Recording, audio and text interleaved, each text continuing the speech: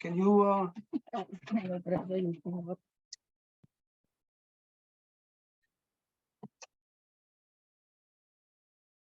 Hanukkah di wahi ka joko so when I see you snyardi. Ooh. The Titans Rio you just kahoy no ji on that it's going to star no not aroni. Dat in order do gudunga gari I guess. Yet the sort as the tank grok with an yet in the starting from Zagi. Dan a gwego skat ne ganongwe. Dit in order do a gwejani ganyat de gerdo dan a gwego of quadri on no cosuma.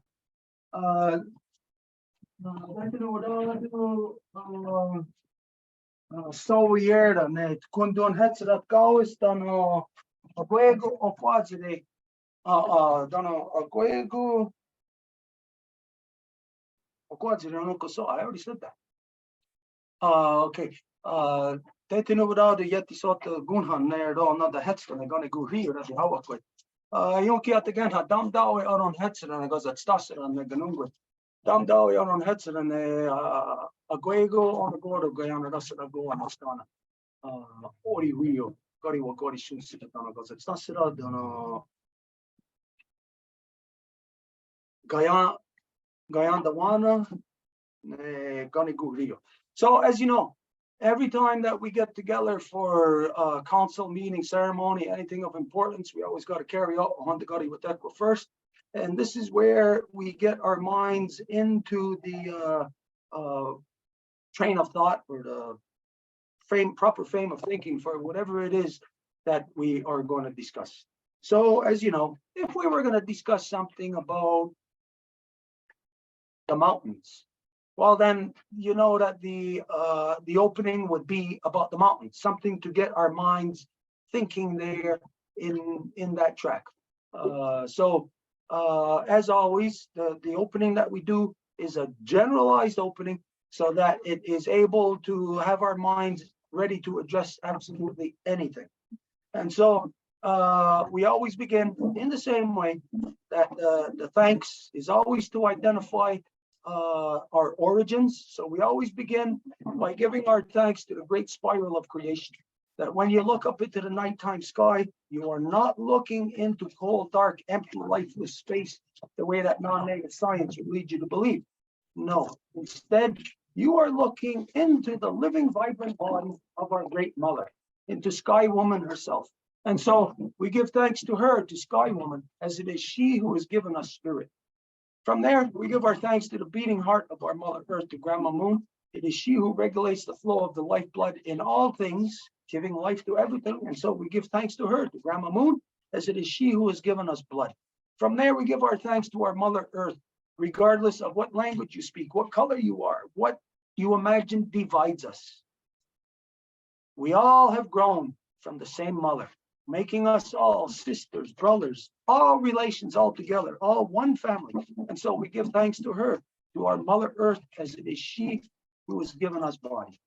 So there is a reality here of that there are three levels to our existence, and that it is female, female, female. It is Sky Woman, it is Grandma Moon, it is Mother Earth. Now, this isn't just something to say because it sounds good, sounds like a proper order of things. It is a derivative of what actually takes place in our own creation. Each and every one of us have gone through this creation process where first the act of love takes place between your mother and father, which prompted the spirit of you to be activated within this world. So the spirit is love. The act of love is creating the spirit. And so first is spirit. And then, as you know, that when you are an egg, that the act of love fertilizes the egg. And the first thing to happen is that the egg starts to divide. The cell starts to divide. Now, in order for the cells to divide, there must be blood inside of them. Because if they divide and there's no blood, that cell is a dead cell. It's not going to live. Nothing's alive there. So you know that the blood must be in that cell. So this tells you that the first thing to grow, since there's blood in the cell, is the heart. But as modern science will say to you, no, there's no heart growing. Oh yeah, well, where does the blood come from in those cells then? It does not come from a heart being created in this new body. The heart is the heart of the mother that pumps the blood into those cells. So the mother's heart is what's keeping this new life going for approximately, I forget how long now, don't quote me on this. I think it's about 4 weeks into the gestation process that there's within the mother baby embryo body, because it's basically one body, there is an internal flow of blood that goes from the mother's heart into this new baby. But it's approximately again, don't quote me on this, I think it's about 4 weeks, where this changes. There's a simple valve that switches within this system because the new baby is developed enough and has its own heart. Now its heart is pumping and beating, and now it's working on its own, but not completely on its own. It is still functioning by the mother's heart. So there is first the spirit of love. There is then the blood, which is the spirit, the sky woman, the blood, the moon, and then the physical body. The physical body that grows as a result of this. This is where all of us come into the picture of being on Mother Earth, that this is the body that we all grow out of. And so when we say the act of love, the blood, and the body, this is a derivative of what has happened on the larger scales of creation, because in order for us to exist here, for you to exist, for your heart to be pumping blood, be giving you life, the entire waterverse has to exist first. So this means everything in our solar cell, everything in the solar cell next to us, everything in the solar cell next to that, the entire waterverse has to exist first in order for us to exist. But then think about this, that the universe, the waterverse, Sky Woman does not exist without all of these tiny little intricate parts and pieces of which we are. So we are within this continuum of love, life, power. And we have to be grateful every day, because the experiences that we have every day, if we are in a balanced mind, within the original peoples, we are experiencing peace and love and happiness every day. We are experiencing power, good things every day. And so we must remember our origins, where we come from, what is in our past. And so this is the reason why to remind ourselves of these most important things. And so from there, we identify that we give thanks to all the women, from the newest born baby girl to the eldest grandmother, as they carry the sacred title of life giver into the world and are to be honored and respected as such. From there, we give our thanks to Saoyerda, to, as you know, the energy that flows between all things, the life force from the tops of the trees, the leaves on top of the trees, where there's tiny little bugs subsisting off of those, to the roots into the earth and all the little creatures and life that is spawning from there, to you, to the air that we breathe, to birds within the air, the sky, the clouds, a life force flowing between all things. This is Saoyerda. And we give thanks for this, because we know that this, what we see on that level, is what is actually happening within our own bodies. So we can see the life force within our own body, and we give thanks, because this is our mother's life force. It is our mother's heart that beats to keep us alive. And we are grateful for her, for that. From there, we give our thanks to, let's see, where did I go? To Kundun Hetzerat Gawas, the life givers in all strains of life. not just as humans, but all strains of life. The life givers of bunny rabbits, the life givers of crickets, the life givers of monkeys, gorillas, elephants, absolutely everything. Every tree, every shrub, there is a life-giving force, a mother that has given birth to that. And all these things, everything in creation, the mother giving birth must have a safe, loving environment, must have a protected environment so that their birthing process does not be interfered with by craziness, by war, the insanity and the corruptions of the white male dominance within this world. And so from there, we gave our thanks to, where do we go? Okay, all the waters, all the medicines and all the shapes and forms that come in. And again, to remind ourselves that we are 100% water, so we are the medicines of Sky Woman. You are the medicine to your grandmother, to your grandparents. Don't ever forget that. So don't act stupid to your grandparents. Don't act stupid to your parents. You are the medicine to your friends. Most people treat their friends better than they treat their own parents or grandparents.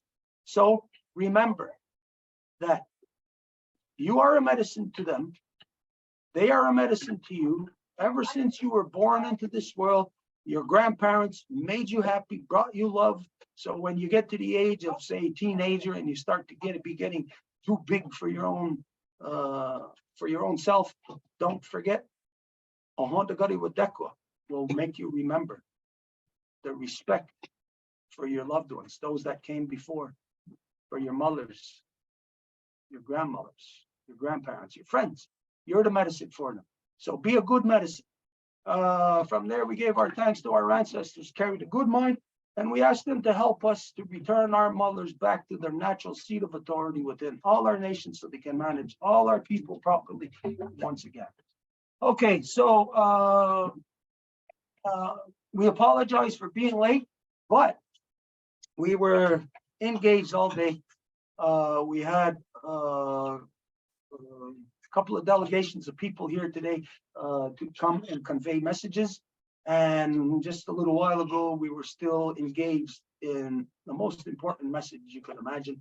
And we were, we were engaged. And so we just finished our message sharing. So right now, our guests are the runners that are here from other nations are they're eating right now. They're taking the time. So I'm just going to inform you right now as to the things that took place with this other delegation and how we got and what's going on. And then when they're done eating, they're going to come and share with you the message that they carry.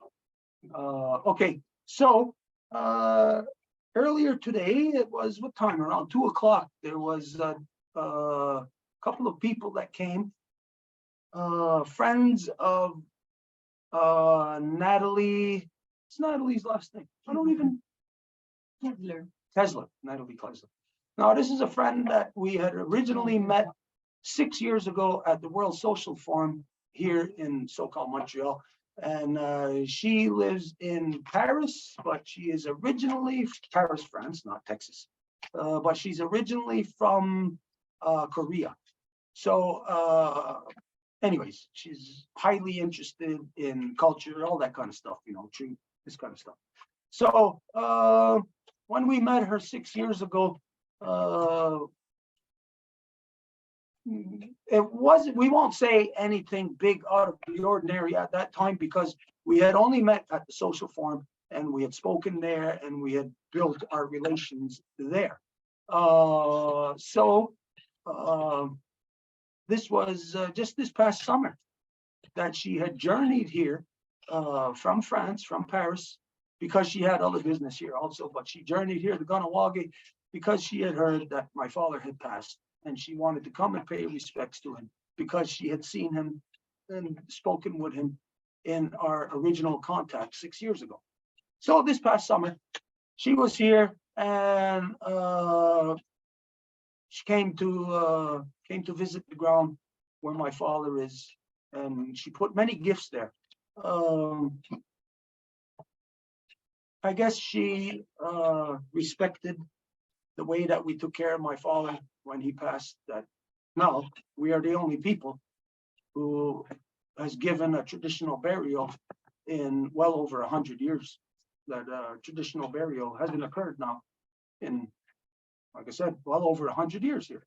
So my father was the first one that we were able to give traditional burial to. Once again, pick up where we had forgotten 100 years ago or longer. And anyways, she came to respect and honor that, as many people do. As you know, many people travel here just to come and to visit that ground where my father's buried. And so anyways, she had sent two of her friends to convey a message also today. And one of her friends was just in Paris with her, coming back, just got back here last week.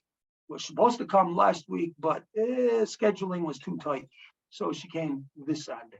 And anyways, the message they brought was of two things. Give me a second here. Okay.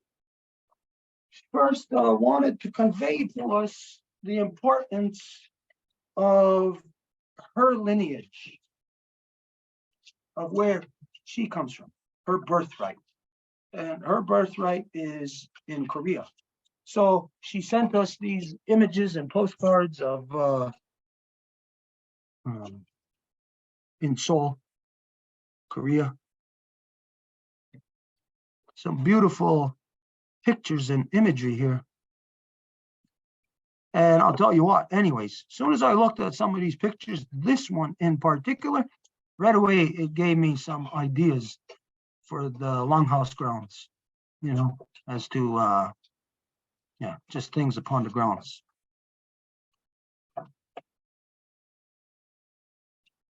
Not sure what kind of tree that is. Is that a lotus, maybe?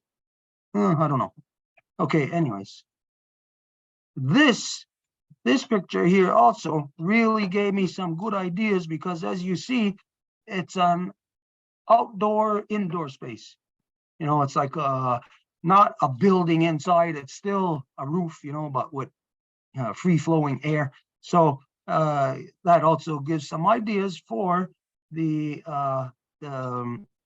Peace Lodge, for the bunkhouse, you know, for the guests that will come and that will stay overnight or whatever, give them place to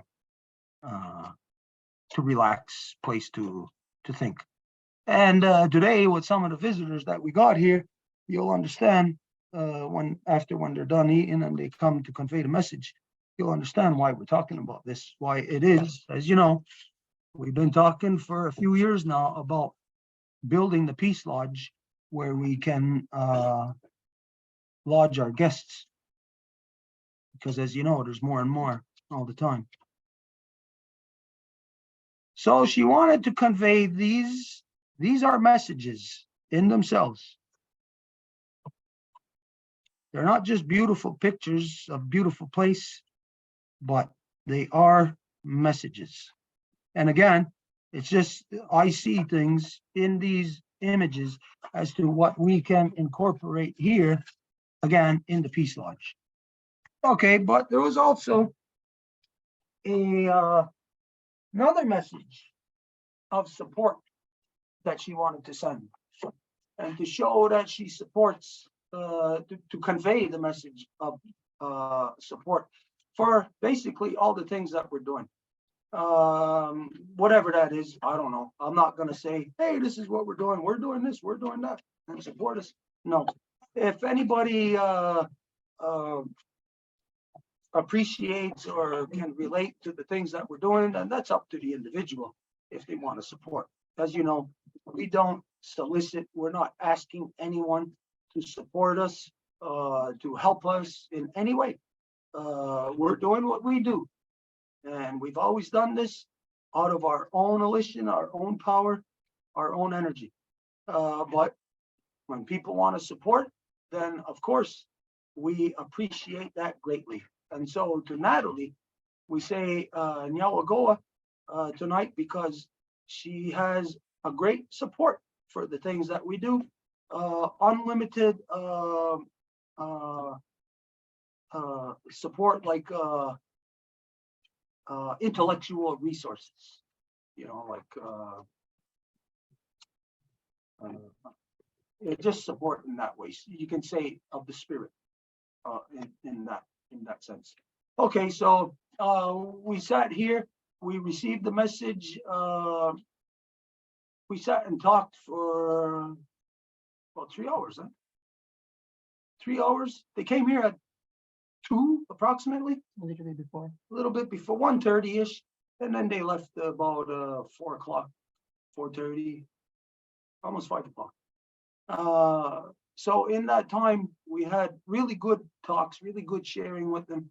They are, they live in the Montreal area, not far from here, just across the river. And they never knew. It's like what we say all the time. If something's missing from you, do you know what it is? You got no idea if it's missing, if you never had a clue of what it is. Like if you can't remember, then you'll have no clue as what's missing. So same thing like with these two girls that were here. There was a lot of things, of course, that they never heard before. A lot of things that they were first time exposed to. So we had a really good interaction with them. They were very happy. They left very happy. They came by bus, and then my son drove them back to the Angrion Metro so that they can get to where they're going easily. Anyways, just to convey, if Natalie is out there, if she does happen to hear this message, Nyawagoa, thank you very much for the message that you send today. Of course, your support, everybody's support in anything that we're doing, it's greatly appreciated.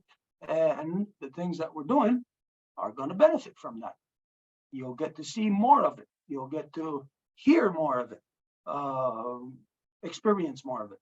So, Nyawagoa, and yeah, it was a great afternoon speaking with your friends. Beautiful, two beautiful girls. It was really a beautiful, beautiful exchange, beautiful interaction.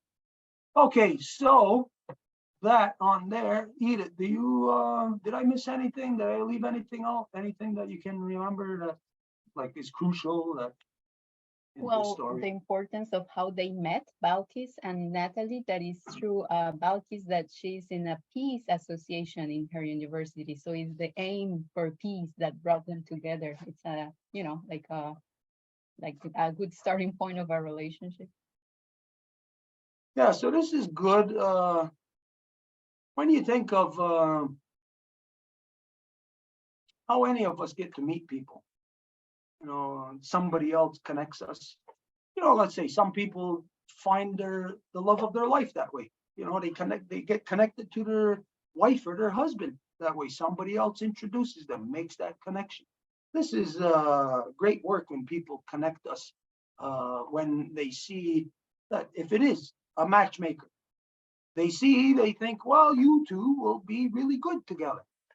So that person is doing an invaluable piece of work for creation. If they're doing matchmaking, well, if it works, if it turns out right, well, then love will expand in the world. So a matchmaker is doing good work in the world, actually promoting love. So when people are actually making connections for people outside of that, or because they're like-minded, if somebody's on the path of peace and they know another one is, and they say, hey, maybe you two should get connected. Well, then that's the good work. Anyway, so they came together. These two people came together in a good way. One is in France today. The other one was sitting in here in the Longhouse today, conveying a message, but it was like as if Natalie was sitting here with us also, because we knew that all the time we were talking with these two girls, it's because of Natalie. And also the pictures, the images that they gave us, that gift, they asked us, they says, well, open it when we leave. Okay, that's what we done. We didn't know what to expect, and, Yahweh Goa, it's greatly appreciated. Okay, so this was a very good interaction. Yeah, nothing else to say there, except that there is, of course, it's leading into other relations. Maybe we can close that door now. Feels like it's getting a little too, unless you are too hot over there. If you get too hot, then open that door back. Okay, so earlier today, I think it was while we were in the meeting, right? That we got contacted by Actually, we were waiting for them, and then it's when Timmy contacted me. yeah. Excuse me, holy smokes. It's been a long, not tiring, but just a lot of work today. Okay, while we were in this waiting for these two girls to show up, we got a contact by a friend of ours saying that, hey, there's these people that are walking across the country. And anyways, so after the first delegation left, then this group arrived maybe about 45 minutes later, hour later.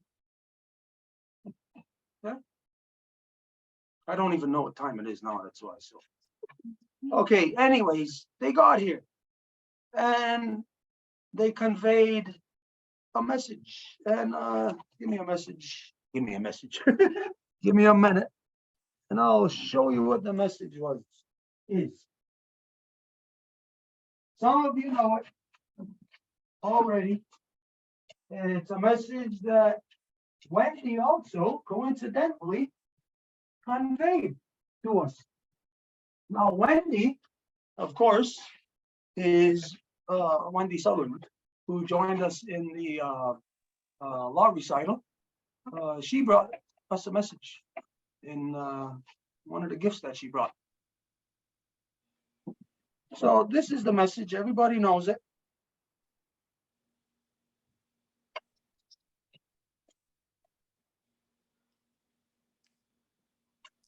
Yes, every child matters.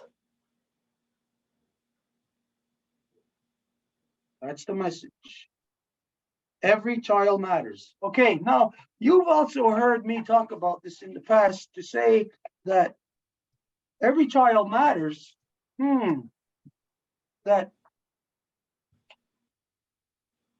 the reality is that it's only us that say this. It's only the original people that embody this statement. Nobody else embodies that statement, because everybody else on the planet who could say that, they actually don't say it, but their actions actually play out into showing that to them, children's lives don't matter. Because from what we have seen here in Turtle Island, of all the people that have come here from around the world, that all of them disrespect their children. All of them are oppressive of their children, are altering their children's minds to a negative, to be not human, but to be destroyers of Mother Earth, to be warmongers, to be corruption. Now, mind you, it's not like that for everybody, but we got to be realistic and accept the facts that the way the world is because of people are this way. It's not that they're not this way. People are this way. So the reality is that all children's lives matters. This is only true for the original peoples of Turtle Island. Because when we see all children from all over the world come here to Turtle Island, we welcomed and gave shelter and loved and took care of and fed absolutely every child. And it does not matter how old the child may be. Child is not only something that is physical. child is also something that can be mental. As you know, that there are many people who should be adults, but their minds are infantile. And so, again, it is only us, it is only the original peoples of Turtle Island that really embody and live that way of life where every child matters. Again, unfortunately, it's not like that for the whites. It's not like that for others. The non-native society. Look at how many times we're hearing just in this year, how many mass school shootings. Who's going to go into a school where children are and do a shooting there? Who's going to do that? Well, in most cases, it's other children. It's other young people. Where did they get the ideas to do these things? How is this filtered into their minds? Well, it's filtered into the minds from their elders. So their elders condition the young ones to do these things. It's all garbage and corruption that the adults are giving to their children to say, be this way. And we look at the way the world is today. Why is the world this way? Because everybody told their children, taught their children to be that way. This is a reality. Okay, so the message that they brought. Are you feeling up to, did you finish eating? Are you feeling up to sharing the message? Do you want to, you don't have to if you don't want to, we're live right now. If you're comfortable. Okay, so I'm going to let her introduce herself, identify who she is, where she comes from, and what's the purpose of her being here, and so on and so on. So I'll shut up now. The floor is yours. Hi, my name is Jasmine Valley. I'm originally from Longhouse Class, Cree Nation, which is located in northern Manitoba. I reside in Winnipeg, Manitoba myself. I am on a walk. I'm on a very long walk, very long walk. It started last year. Me and my team, we walked to Kamloops, BC from Winnipeg, Manitoba. Along the way, I met a man who talked to me about traditional circles and whatnot. For quite a while, he talked to me, and then as we walked more west, I started to realize that the journey for what we walk for, every child, past, present, future, every survivor, that this journey just began. It didn't end in Kamloops, but it just began. So along the way, I've realized what we have to do to keep the awareness going, to make people hear. There's a lot of walks that go on from summer and falls. Our job is to continue it through the winter months. So this year we are now walking to Nova Scotia, where we'll touch the ocean on behalf of all children and survivors, Waters Life.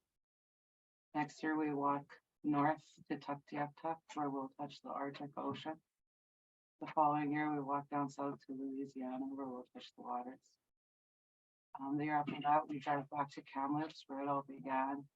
We'll walk from Kamloops, BC to the west coast, fully submerging ourselves in the ocean, bringing the walk to a close. And this walk has brought me here. Because they say I had a vision. To me, it was a dream, but I guess I have to understand I had a vision when I was 7 years old. And that's led me here. Oh, you said you were 17 when you had this dream, right? 17, yeah. Now, the dream that she related to me, we talked about it, and as you know, we address dreams a lot. So it just gave a little bit of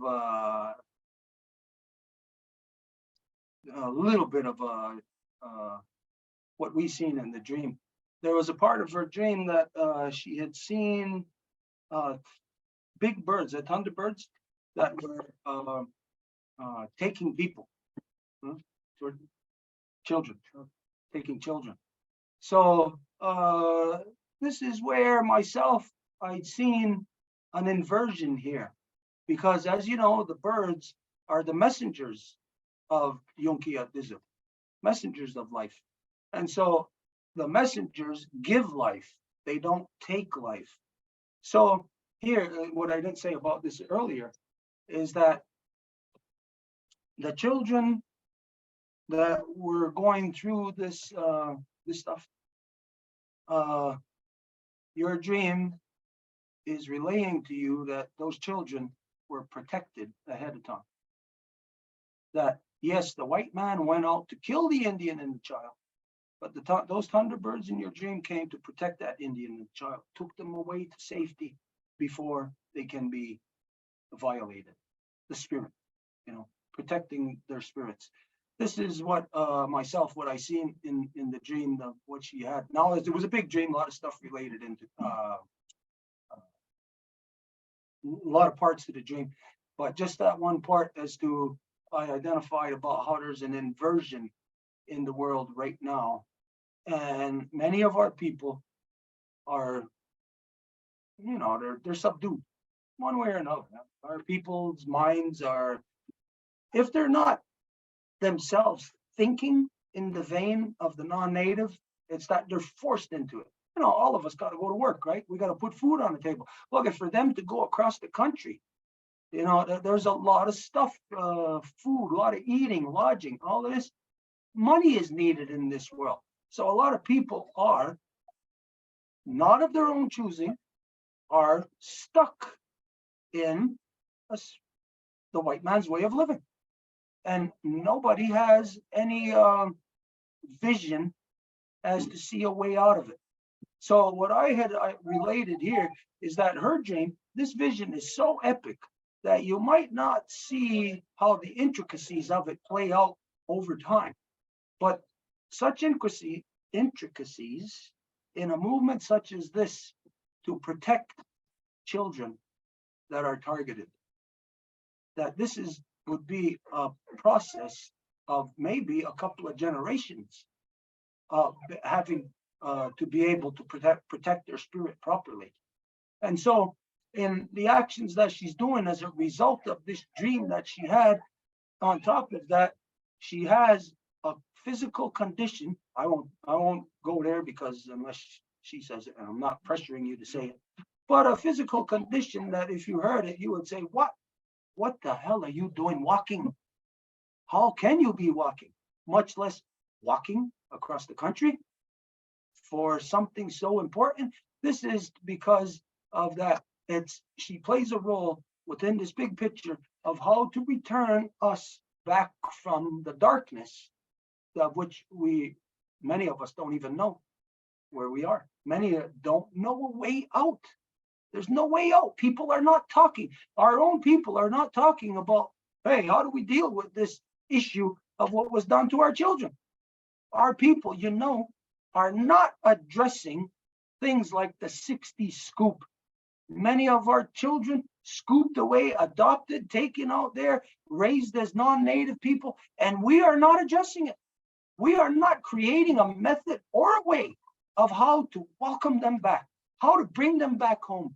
Now think of this, if this was you and somebody came and kidnapped you when you were a child, wouldn't you expect your family to spend their entire lives trying to track you down, trying to find you, trying to bring you back into love? Yes, you would expect that. And this is what our children need. And this is what this dream activated her into filling this role, to doing what those children need. Now, they needed something back then, but was it possible? What did they need? They needed somebody to physically protect them from being kidnapped. Well, we talked about this today, and this is something that many of our people do not address, that many of our fathers, many of our men were killed by the RCMP. The rapists, the criminals, the murdering pedophiles, RCMP, in the guise of like they're law and order, like they are some kind of justice. No, they are not. They are rapists, they are murderers, they are criminal pedophiles. That's what the RCMP is, because those are the ones that went out on behalf of the Catholic Church and the so-called Canadian government, whatever the hell that is, you know it's British. It's not, there's no such thing as a Canadian government. So on behalf of Britain and the church, these non-natives, they were white people. They were all white men that the rapists, criminals, murdering pedophiles. They came to kidnap our children.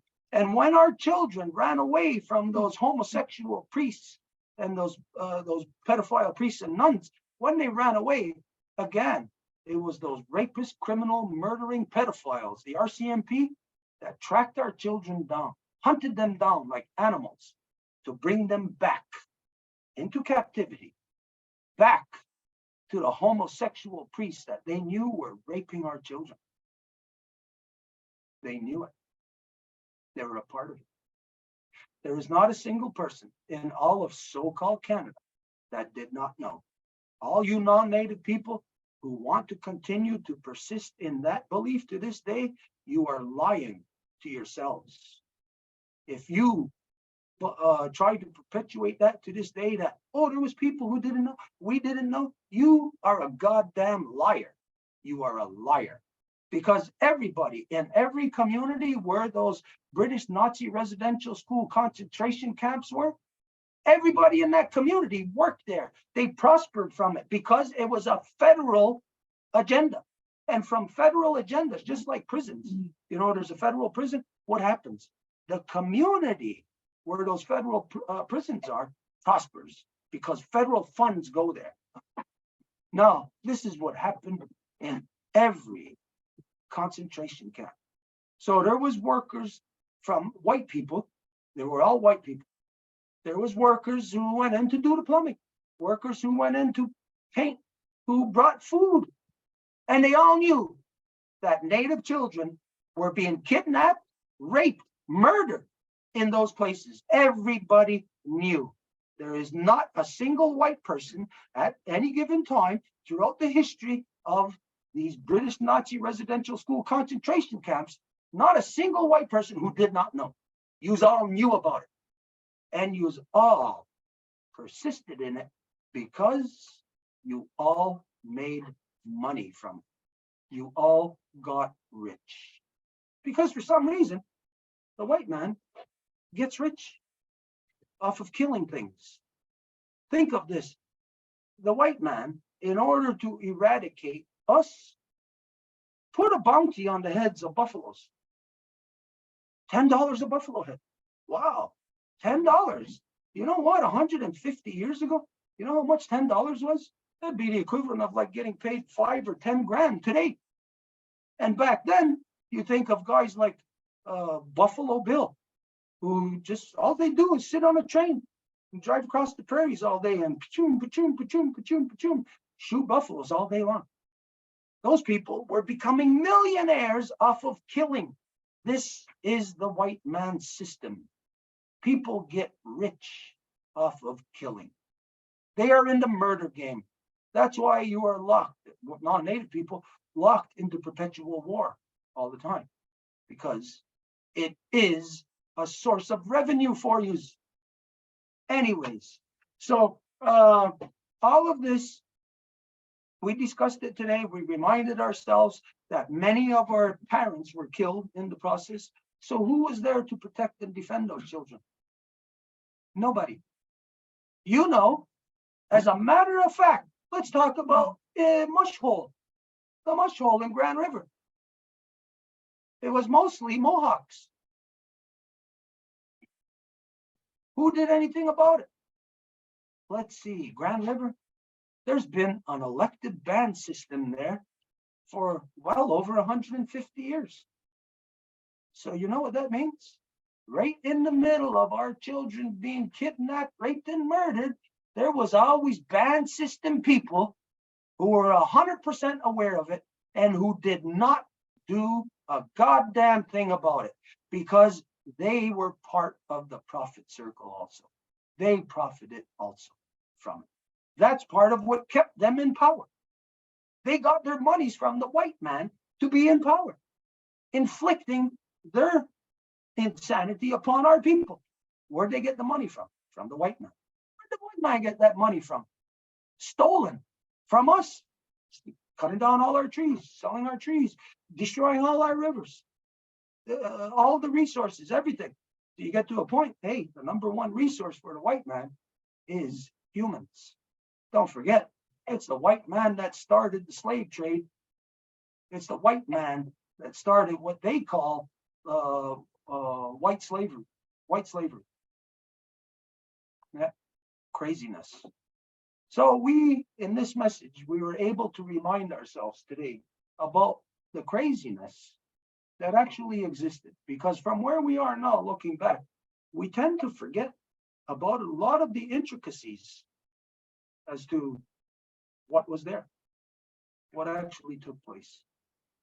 So myself, I am very grateful for the job that not only her, but there's two other people that are with her that are doing. And this is something what I related as it's epic. This is epic in relation to everything else that we know, which is happening, which is going on in the world. To have somebody be doing the work as to what you are doing, it's like, well, if we got to think over here, our brain is over here. Who's going to be thinking over here? Well, now there is somebody. There is somebody now, where there wasn't. Well, we know that in many places, there's a lot of people rising up, saying stuff, doing stuff, about the British Nazi residential school concentration camps. But this is a little bit different.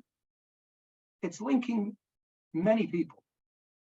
It's bringing all of us intertwined into one giant story, because it's not something isolated that happened to her. It's not something isolated that happened to me or somebody else. This is something that was done to all of us. And knock on wood, if you were lucky enough to not have been touched by this white man's insanity that they call the British Nazi residential school concentration camps, if you were lucky enough not to be touched by it physically, you were touched by it. I was touched by it. My uncle was dragged through it. I heard his stories. I seen him. I seen the pain in him, in his words. When he was 65 years old, finally returned home to look at what had happened to Ganawagi, and to see the anger in him, and to see the urgency, what he can see, to say, what's happening? What's going on? Who's doing something about this? Who's doing something about that? Where is everybody? He's shown me as to what they done when they say, kill the Indian and the child. It's to make sure that that person never returns home until it's time for them to die. As we know, this happens in many of our communities. Our people are gone because it's too much for them to deal with. And then they come back when it's time for them to die. And then the remainders of us say this about everybody. Oh, people only come back when they die. Like, oh, they can't be here. Where are they? Even myself, I admit it. I do not fully comprehend the circumstances as to what has really truly happened to us. There is a lot of things that goes overlooked or unseen. Now we have glasses, we can see. It's almost like you bring X-ray vision to us to be able to see some things that we did not see before. Is that Wendy? Yeah, she's there. Okay, I see Wendy has her hand up. Yeah. Okay, the Wendy comes from your area. So Wendy, go ahead. Yes, bonjour. Anin and Dimoy Muggy Nug Kibi Macheta Nung and Dishnakas. My name is Flying Star. My English name is Wendy. I'm Turtle Clan. And I'm Anishinaabe from Skownan First Nation. I am the great granddaughter of Marie, the granddaughter of Hilda and Evelyn, the daughter of Mary, the mother of Crystal, and the sister of Debbie. First of all, thank you very much for the topics tonight and sharing the messages that were brought to you today. I'm very happy that to meet you. And I'm sorry, what's your name again? I know you said you were from the Paw. Oh, Jasla Valley. Okay. I have family that lives in the Paw. I don't know if you ever knew Debbie Sutherland. No, it doesn't ring a bell. Okay. Well, anyways, I still have current family that live there and they're youngs, but I'm most excited. I have got goosebumps of you being there and the message that you carry and to hear of your vision. It gives me hope is what I feel most of all. But to keep in lines with what Stuart has been talking about, the situation that we find ourselves in, it's something that I'm starting to feel more and more as to what you talked about, Stuart. Like to say these things like where I live here, you know, to have like to say that there's over 11,000 of our children in care right now and no one's doing anything about that. Like it's just unbelievable to me that all of these children, they end up aging out and they're just lost. They have no connection. And so those are the people I think about all the time. And in terms of, the message that you're carrying, every child matters, and we can't forget that. Well, already they're not even in, one summer they posted about the radars and how many, hundreds of thousands of children they found, but they stopped doing that. They're not telling us anymore. And so it's not in the public anymore. So what you're doing is very, very important. And I have so much respect for you for listening to your spirit and going with where it's guiding you to go, because that's what I did myself. I was just there in Ganawagi at the Longhouse because I followed my spirit and I followed the truth, because there's no one here, as you know, like I can't say that, but there's no one that I know that will even speak a woman's name in terms of honoring her. It's so male dominated here.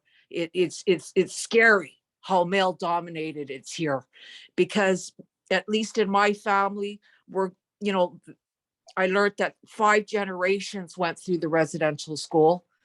And I know that I can personally name 3 generations in my family.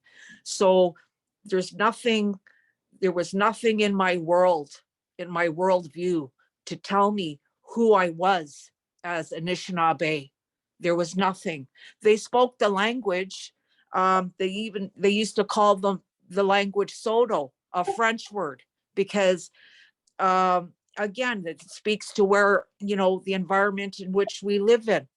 And so I've been thinking a lot about this, because the fact that every child matters. Well, you know what? They set out to kill the Indian and they almost did it, because everyone around here is all assimilated. Yeah, sure. Like I explained to the Longhouse when I was there, there is little gatherings of Sundance chiefs over here. Like there's 3 that I know of and 1 reserve over here. Those things are growing big, those gatherings, and it's all mixed people, eh? And I found out that's not even, women are not even supposed to be doing that dance, but everyone's doing that here. And the thing is, the difference is no one is speaking about these things that are affecting our people, like right now. It's devastating. Like it was a news clip last summer about the children, but no one else is that I see is continuing that message and keeping it alive. So I'm so grateful, and I respect you for what you're doing. And I want you to, you know, contact me on Facebook, because I heard that you live here in Winnipeg as well. I definitely want to connect with you and support you in any way I can. And because it's true, Stuart, it's really bad situation over here. Like I just went, like I've only been home for about 5 or 6 weeks now, but there's been a lot going on for me in that time. You know, I spent an incredible time over there learning about the great law of peace. And I was just there as a student. And but and I also had an honoring giveaway there because I really wanted to honor the teachings that I had received from afar, because the greatest one of the greatest teachings for me was to actually start acknowledging myself as a life giver and what that meant. And then the most powerful thing to come after that was to start acknowledging my matrilineal line and actually to speak my grandmother's names and my mother's names and my daughter's names, the ones that have all passed for me. And the power and the strength that that brought to my life is incredible. And so that's what I wanted to give back to the teachings that I received. And I went there by myself. I knew no one, and they didn't know me before I went there. But that's how much trust I had in being led there. And so it's been a bit of an adjustment for me being home and trying to find my feet again. But something is starting to happen, Stuart, in the sense of I never, I just wanted to share, like, you know, that's all I wanted to say to you, my dear. I want you to contact me, and I have so much respect for you. But Stuart, on another subject, I wanted to say that I think I did say this. I think I did share this with Mary Claude one time recently. It's like, you know, like I said, this is the first time I heard anyone ever honor life givers. And that was the first thing that struck me. And because no one around, it's so male dominated around here. Like I said, it's scary. But you're manifesting something within me, Stuart. And that's me speaking publicly. And that's happening. That's not me deciding to do that. This is coming from spirit, and I'm not used to this. I mean, I'm going with it because I trust it. And the things that I'm saying and the way they come out, I'm kind of a little bit of, you know, I have no control over that, is what I'm finding. And it's like, it's something that just fills me up, and I have to say it. And then I know when to stop, because then it's gone. So that's the kind of thing that's happening to me, Stuart.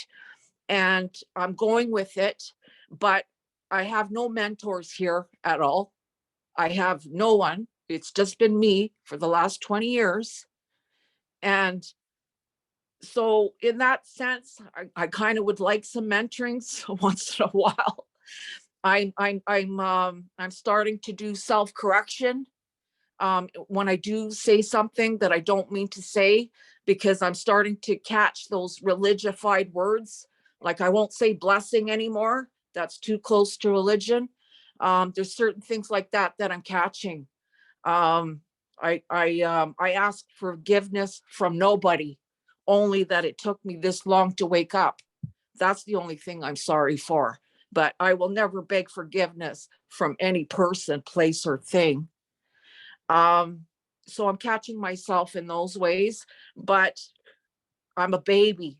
I'm a baby because I've never used my voice before.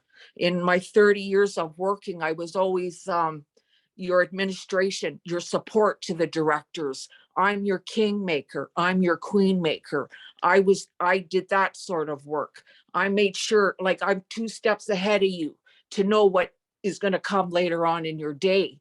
That's what I did, but I was never in the forefront to use my voice. And so, you know, that was my career, and I got plucked out of it. And because you had mentioned, you talked about education on the last Zoom, and that's what I wanted to mention, is that in my years of being a single parent and raising my children, it was a paycheck to paycheck sort of living. And that's what I was used to. But when I was 40, I decided to go to university, and I thought, well, maybe I should do more. So everyone suggested to me, based on my personality, that I should go into social work, but never ever to be a child and family services worker. That's a misconception that they're all social workers, because half of them aren't. And but what intrigued me was social justice, that sort of thing. And what it did allow me to do was to understand their language, like your mother had taught you to learn the language, of the white people in terms of talking to them. So that's what my education did for me. 4 years of my university taught me everything that I didn't know before about how policies were developed, the differences between policy and laws, and all of our social policies, and what are the ideologies of these political systems. And it was really a roadmap of how capitalism works, and it functions. It thrives and functions, but it needs an oppressed group of people, and that's what we provide. We provide the living and the wealth to this country, not only from the resources, but also from our illnesses, our sicknesses, and the systems that they set up to oppress us and keep us oppressed. So that is the knowledge that I gained. I never gained any wealth or the things that maybe one would go to university to pursue, like, get a good paying job, start to, maybe work towards buying a house and a vehicle, things like that. I never got any of those things because I only worked 1 year as a social worker, but I was a student support worker. I was working in the grassroots North End, trying to get our Indigenous students to make it to grade 12, because half of our students don't graduate. But that's what I was doing then. And then again, my daughter died in 2012 suddenly, but basically I thank her because I was plucked right out. And it's been 10 years now, and that's like a detox of my mind and my way of thinking that I have to continue to do, and erase the language that I had learned there, and just take what I need to take. And as well with my university education, and it's with everything I do, I prayed with tobacco every time I had to do research paper. I asked for the direction of what do I need to learn and what do I need to express to this group, because everything I said had to be presented. And there are times that I had to really, being so new and a baby in my voice, it was in the classroom, and I had to ask for courage a lot. So I'm saying is, I realized that what I have is I have the personal experience of what colonization is and does, and what it is for me now today, the results of that intergenerational trauma. It was actually that intergenerational trauma that led me in my tobacco to put down for my family, so that those hard things would stop. Because every time someone in my family dies prematurely, it's like a bomb drops and explodes, and everything is disrupted. And this has happened. This last, with my brother dying in April, that exploded my relationship with my daughter for some reason. And it's okay, I accept it, because people have to do what they need to do to cope with those things and that trauma. So she's just battened down the hatches, and that meant excluding me for a while. And I'll be here when she wants to let me in again. But those things are what we live with. families that are separated, everybody that's addicted.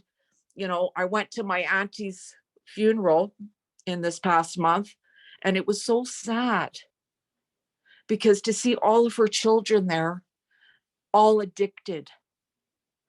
And I was happy for my auntie that she was getting a rest from this, you know, to see her grandchildren, you know, all those things that happen, you know, disruptions, like the violence, the lifestyle, you know, that she's had to live with to see amongst her family.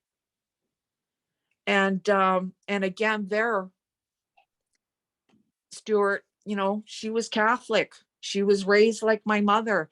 And, you know, they had this, I don't know what he is, a minister or a funeral director, trying to put on a service for her because not one of the family did anything to contribute to her service.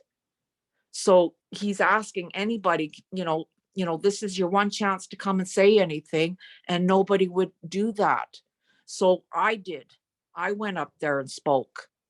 And I spoke about, and I told that funeral director, I actually thanked him for his words, even though it's something I choose not to follow.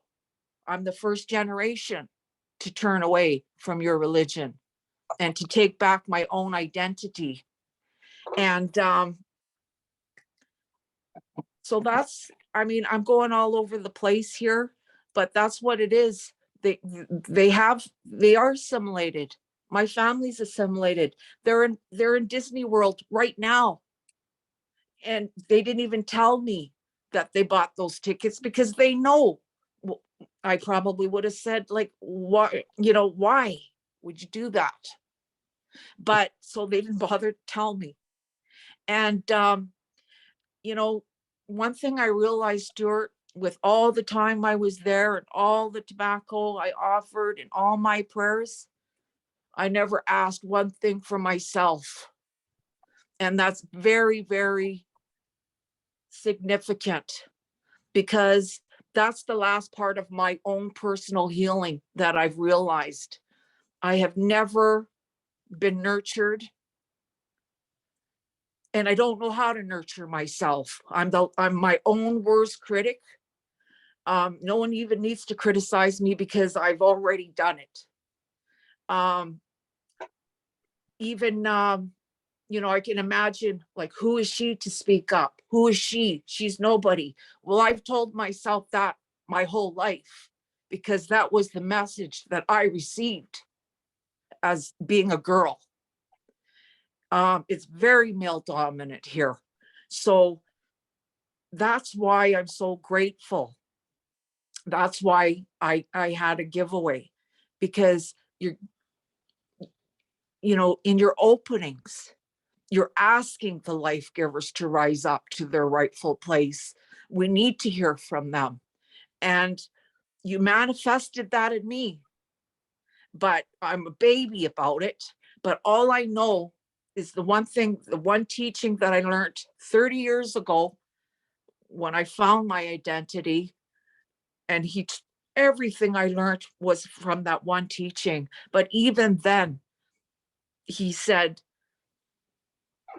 anything that you learn, it's now yours to share. Because if we keep these teachings to ourselves, they're no good. They're not helping anything.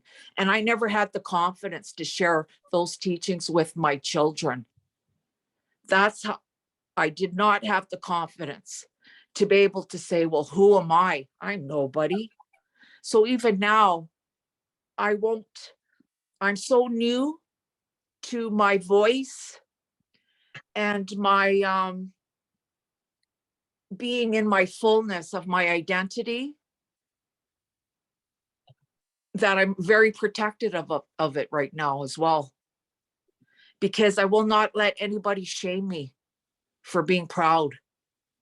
I won't let anybody shame me for wanting to separate from the genocide and all the colonizing policies that are still happening right now, because we need to wake up, and our people need to wake up. And it starts, for me, I believe, it's got to be the women. We got to speak up.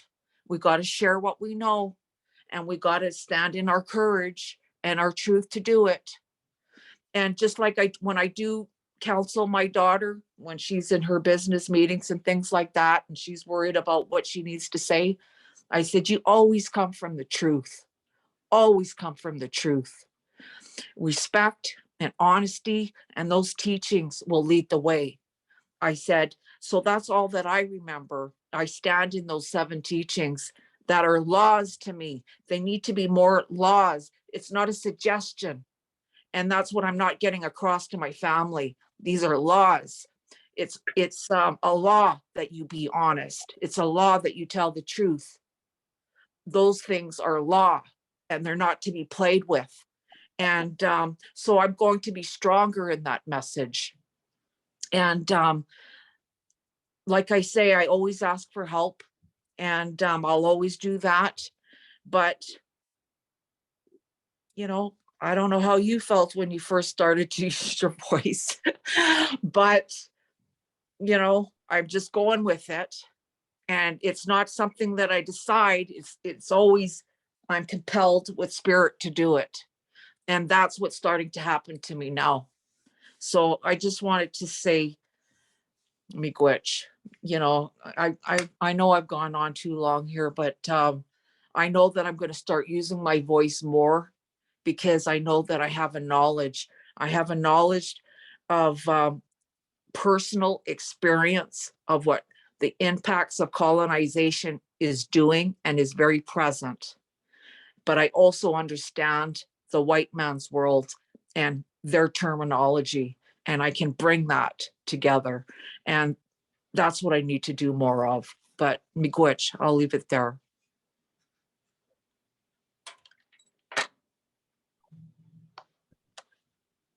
Got anything you want to say to this?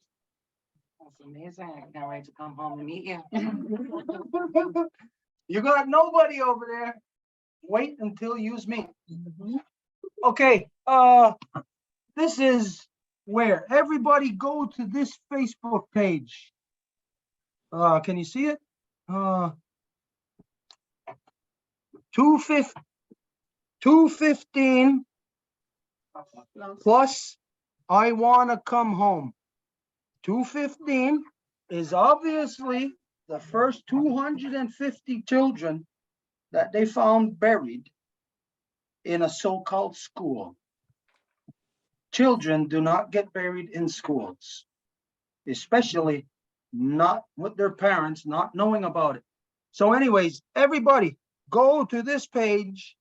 Yeah, bring your information to this page, share your information there. And what you said about working together, we're already working together. And we're going to show you how we're going to continue to work together. Who's got a can? Yeah.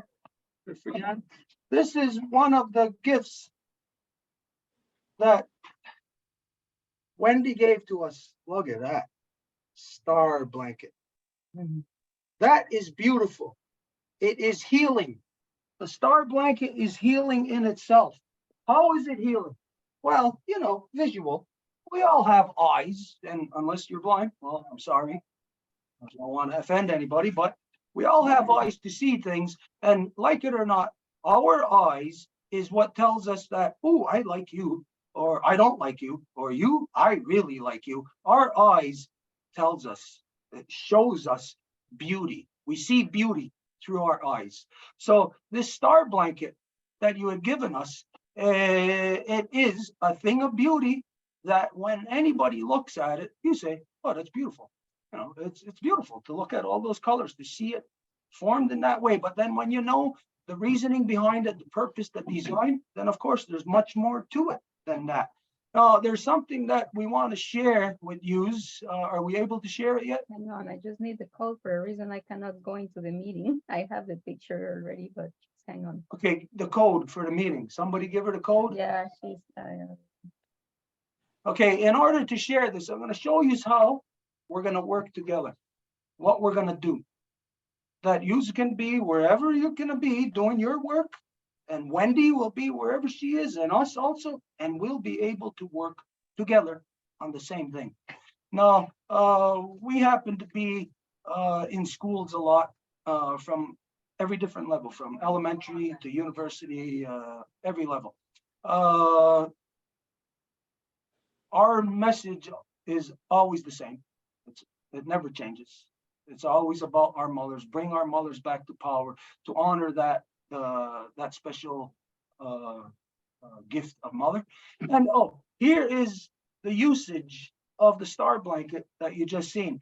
Here we are in a school. What those were 8 to 10-year-olds, right? So just the way that you see that we used your blanket, utilized it in this fashion, the children all gathered around it. Right there, that's a picture that we had to tell the children, back up. We had to get everybody away from that because they were all attracted to it. Just what I know is because it's so beautiful. It looks so nice. It's the colors, the design, it attracts especially children to it. So this is what we're going to do. If yous are willing to do this. Now, of course, we got no problems if you leave here and you find out, hey, that's who Stuart Mile is. We don't want nothing to do with that guy. We got no problems with that. But here is an option that we offer you as to how we can work together, all nations, right across the country. We are going to be in the school this week? Friday. This Friday. We could. Now, this being the first time, I'm not sure if we can make this happen this time, but we can make this happen.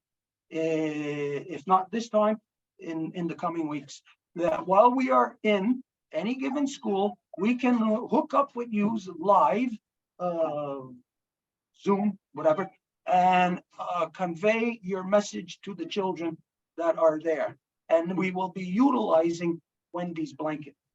So we can say, well, Wendy's not going to be there helping us. Oh yeah, you got no idea how much that blanket has helped us already. What it represents, and what really matters is if it is utilized in the way that it was meant to be used, instead of just hanging on somebody's wall. When people come into your house, say, "Wow, you got really nice artwork in your house." You don't know. It's not an artwork. It's a living piece of us. It's our grandmother.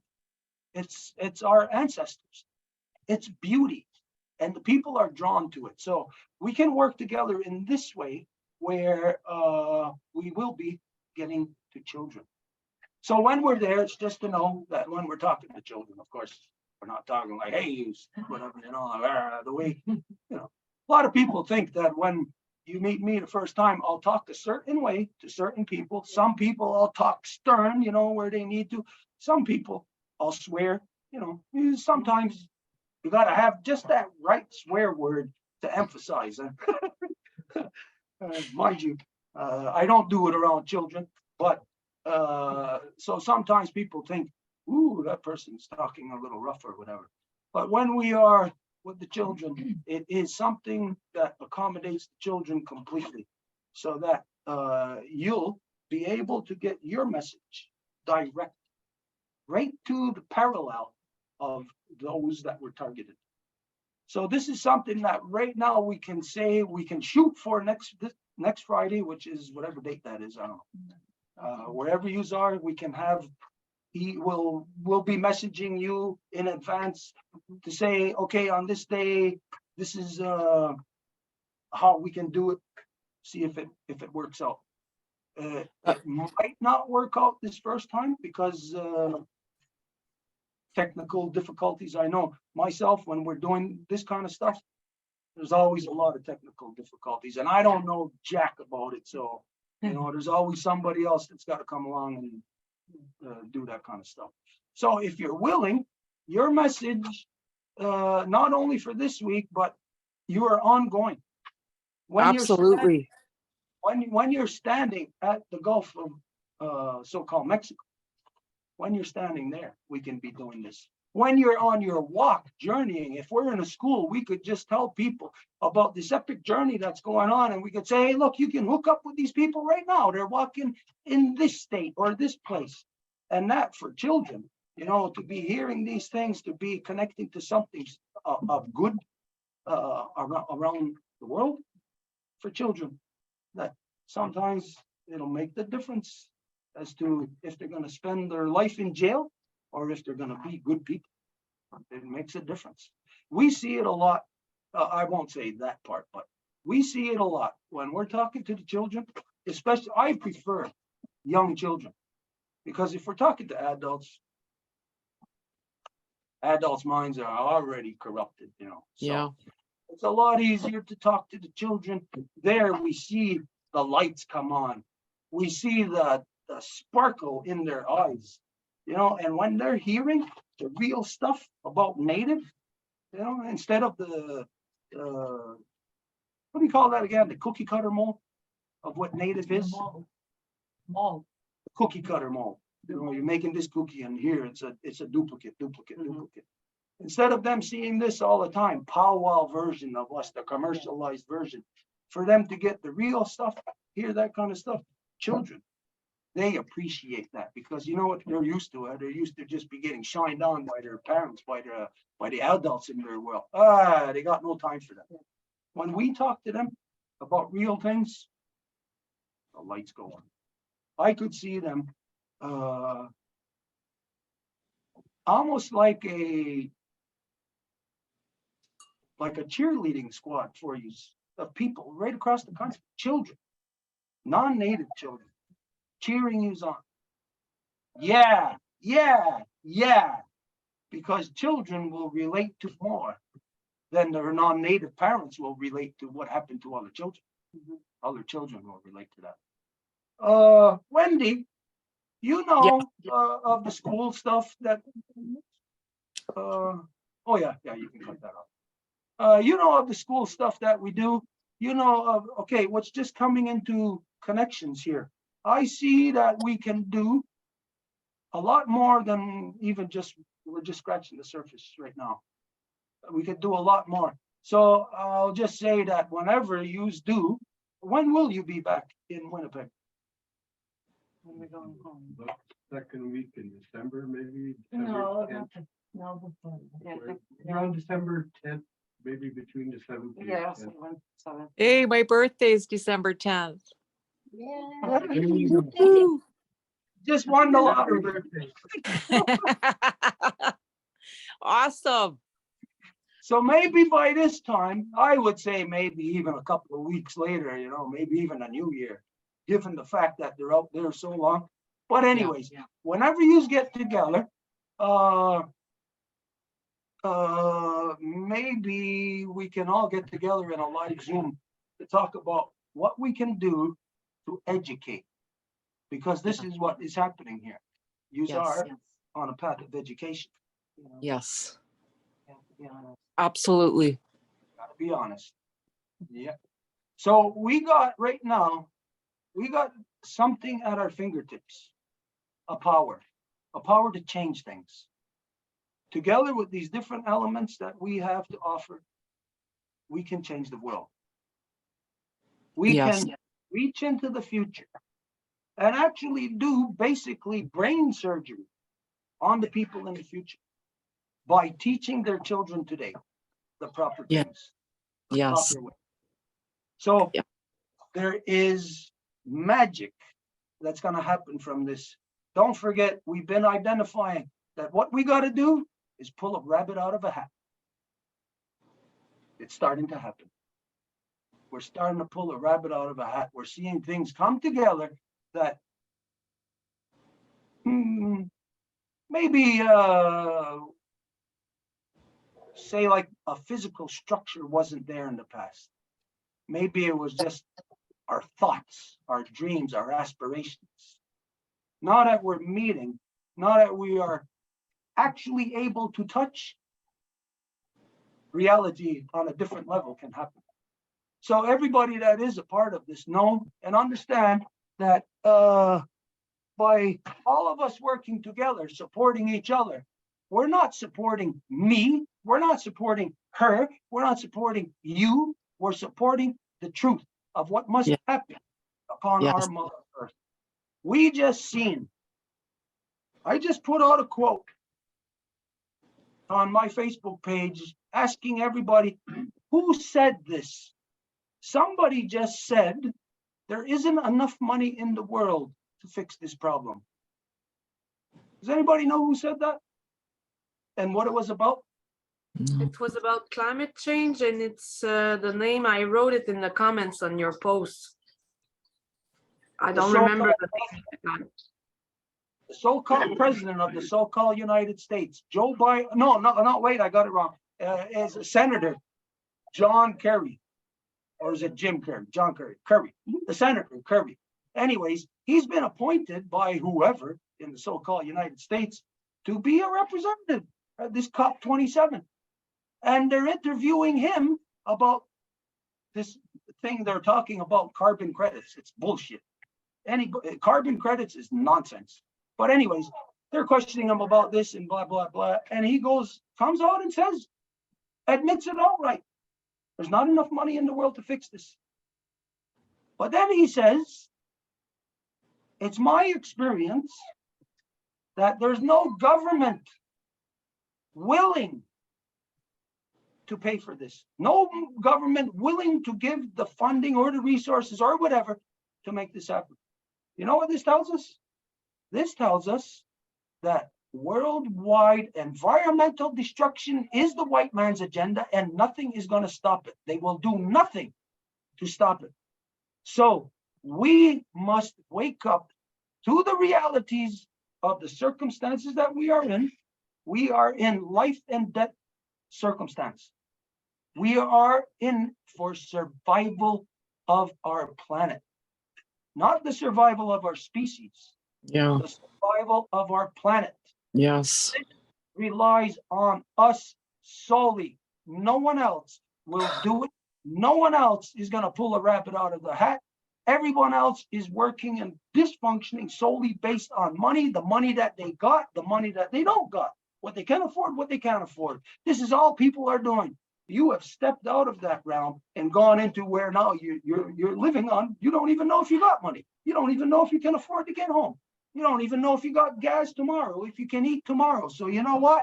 Everybody, contact them, support them. You got $5, send them $5. You got $1, send them $1. If we all sent $1, now mind you, I'm not promoting them. I'm not raising money for them. But if everybody supported to whatever degree you can, send them a medicine pouch with your good thoughts, with your love in it. Because, do you want to show that? Do you mind if we show that? Do you mind if that's shown? Then do you the bundle? Is that okay? Because look at this. This is what they are carrying.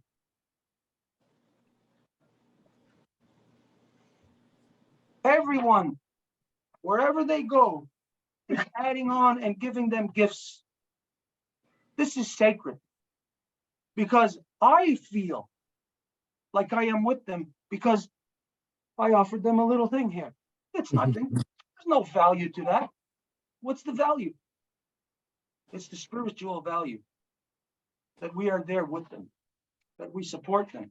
And it's not them, because who's them? What are they doing? Do they got an agenda for themselves? No. It's not even agenda, really, you can say, for somebody alive today? No. It's for people who were victims, who were killed. People who were killed. And the last one of them, well, we can say, just going on based on when the last residential school closed was what, 1992? 1996. We could say the last one of them was killed the day before that closed. So they're not doing something for the here and now of people alive in the here and now, so to speak. They are reaching out to the past to correct something. You have heard me say many times that in the non-native world, look at all the corruptions. You wake up in the morning, you break your toe. Oh, you don't do nothing. Then you break your ankle. Then you break your shin.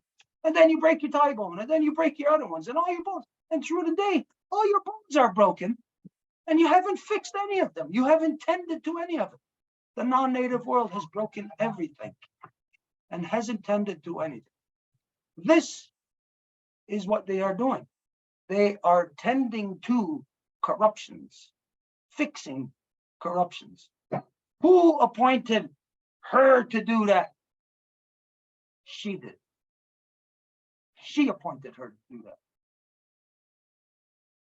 Not getting paid for it. There's no glory. Think about this. What's going on at her house while she's here? What's going on with her affairs? Her business, her personal business. Is it suffering? Is she able to maybe, I don't know, pay for this or that? Let's say there was a bill due or something. Is she able to pay for that? I know how that works when you're on the road. You ain't able to pay for nothing, especially if you're walking across the country. You're lucky to be eating at night. You're lucky if you've got a place to sleep at night. She's got no time to be concerned about things that everyone else, that's your only focus in life. I got to pay this bill. I got to pay my cable bill, my internet bill. I got to pay this or that. All stuff that has nothing to do with correcting or fixing or healing. Here is correcting, fixing, healing. So think of this, support. So contact them here, 215, which is the number of the amount of children they found buried in the first school, that, not school, the first concentration camp, they call a school, where they found these bodies. 215 plus I want to come home. That's their Facebook page. Contact them. Make contact. Talk to them. Share. Ask. What can I do?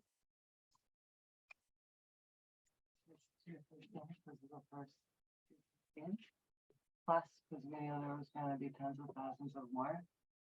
And then I thought, if I was in one of these concentration camps, what would I want? If I was a child, I'd want to come home. That's how I came. I put my mind into, like, the form of the child in the middle school. Put my big feet into those small little shoes. I don't know if everybody was able to hear that because she's talking low. Did you hear that, Angel? No, we didn't hear much. All right. She said it's 215 because, like we said, that's the first amount of children that were first discovered. And the plus is not because it's 215 plus I want to come home. It's 215 plus because she knew that they would find thousands more.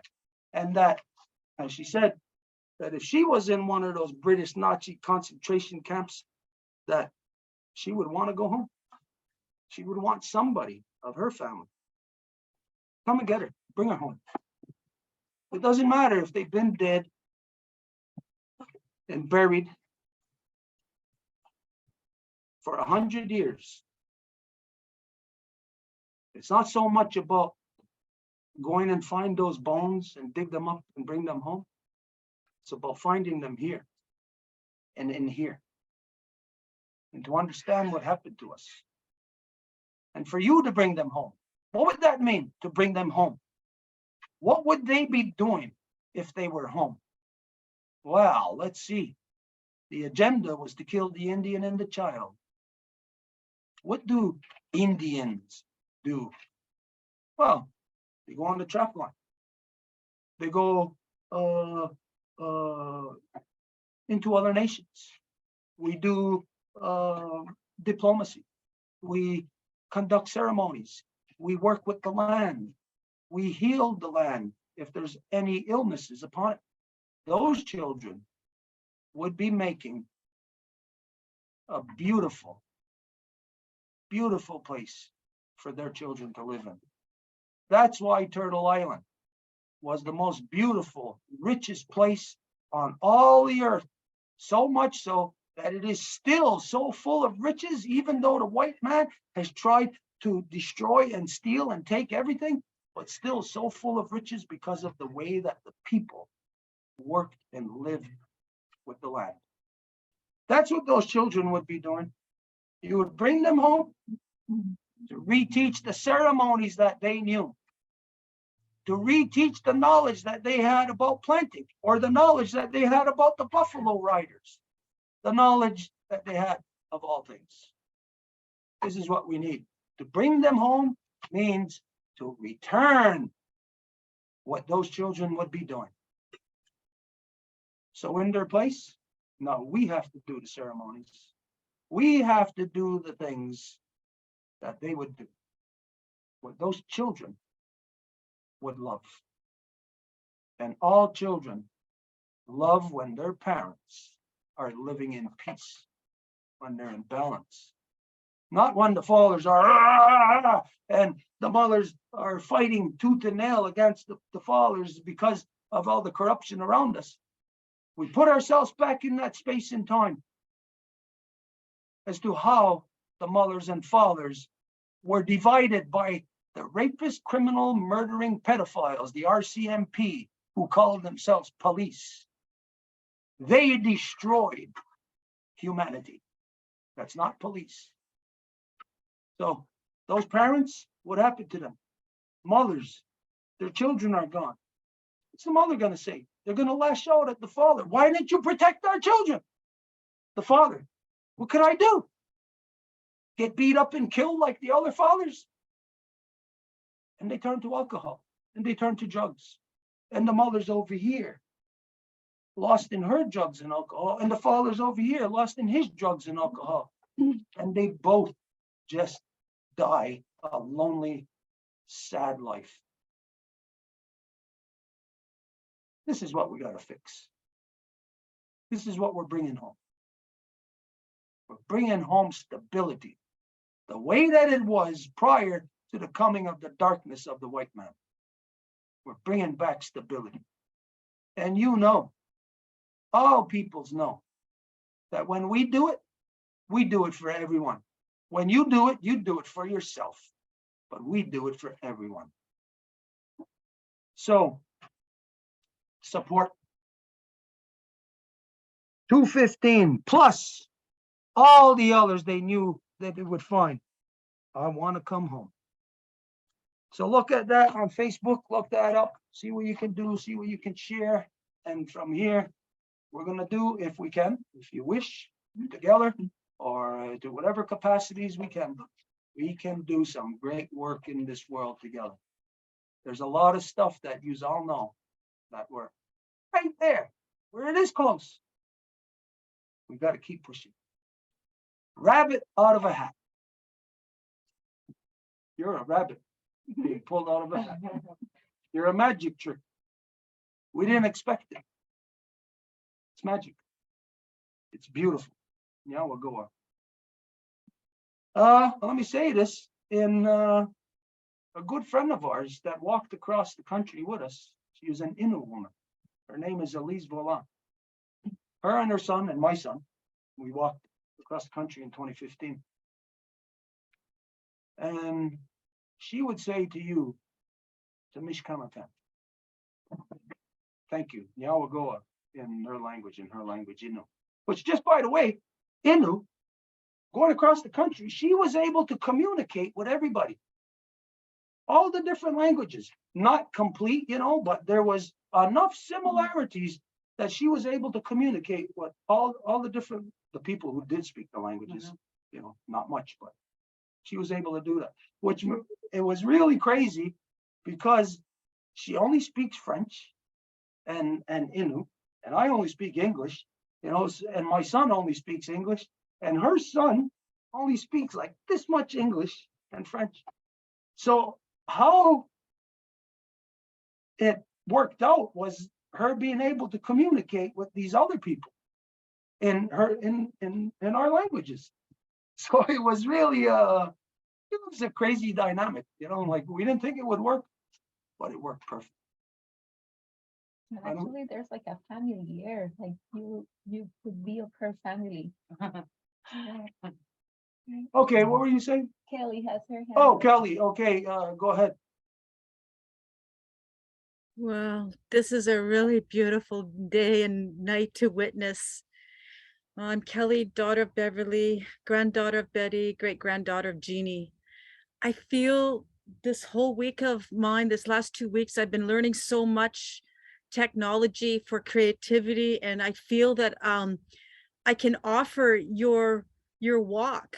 And I'm just going to show you. I don't have a lot of light here, but I'm learning how to put images and everything onto paper. So if you could actually get a picture of all your bundle, and maybe I can create something for you guys if you have words that you want to share. I'm learning. I just got through the library. I'm going to be able to do Illustrator and stuff. It's I'm sort of maybe going in and out a bit, but because I don't want to take from this beautiful conversation and sharing that's gone on between you and Wendy and Stuart and the Longhouse. But I do need to share, because if they're going into schools, so I don't know Stuart and them. Stuart and everyone, I sent you guys the image so far that I've created with Wolf for the moon. It didn't come out very good at the printer at the library, but it's just so you can sort of see the image, everyone. And so if you guys can look at that, what I wrote on this, I didn't get it placed. I couldn't figure out how to move my text into the positions I wanted to, but it's just to get you guys okay. I sent you the email. It says, calling on Alpha Moon team, ... Let's save our grandma moon. Say no to mining. So that could be the first, or if there's something else you want me to do, because tomorrow, the next day, I've got access now to learn how to properly move the text, change it. I'm going to learn how to change the color and everything, and we can start doing our posters as well. I can create poster to offer your walk for the children, and that, and so that's mostly. And then what a synchronicity that happened yesterday to today. When I was in the Longhouse recital, one of my super good friends from the West Coast, Tubi, who I didn't know was of Mohawk and Ganawagi, we're going to talk again to figure out the connection to your territory, Stuart. He phoned me while I was there out of the blue for the first time, and we haven't talked for almost 20 years, it seems. And then he phoned me again today. And it's just as I was been getting picked on from a supposedly white friend on the West Coast, wanting to I guess discipline me by saying he asked me if I would like to accept some friendly criticism for my Facebook posts and stuff that I'm doing, which basically is just telling the truth of the world. Using my experience. One thing was poetic that I wrote about what happened to me, and it helped me wake up to see the darkness. The other one was, of course, I'm always slamming the colonial system and stuff like that. And he tried to challenge me into a battle, I guess, to put me in my female place. Who knows? So, Stuart, if you wouldn't mind going on and looking, I put up something about criticism in the meeting, and then he sent me, posted it for 3 monkeys, see no evil, hear no evil, speak no evil. I sort of addressed that, but he, because you're into the language and the game and how people use language to game you and play you. And I feel he's trying to draw out the old warrior in me. So I challenged him. Then I said, okay, let's bring it on, man. Give me some of your friendly criticism, because he's using it like there's a literary term, or how it's like friendly or whatever. I call it passive aggressive or direct anyway. So I find this synchronicity, because the day before, one of their best friends, who's an artist, this amazing artist, French Canadian artist, when the Ukraine thing happened, I actually posted on her, called out on her post, well, what about all the kids in Afghanistan and Iraq? Don't the brown kids count? Or why, any of these friends of mine who are all going on about Ukraine, what did you do for these other kids? Did you call out and want to stand up for them?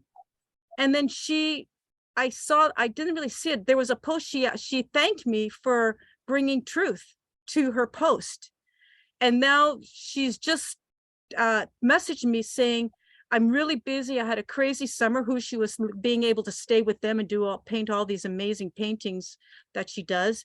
And she just wants to chill out and actually talk to me. So I have these two parallel worlds of the two people who know each other and were with each other summer. One ready to pick on me and try to take me down, and the other two, say, I want to get together with you. Let's do some talking. And then this beautiful, and then maybe I could send you a book along your trail somewhere, or like, I want to make sure I could send you a copy. At some point I got to make money because I want money to go to 2 communities, but I'm so happy. I just like, my friends are like, well, what if you never make money? And I'm like, well, as long as I can be happy.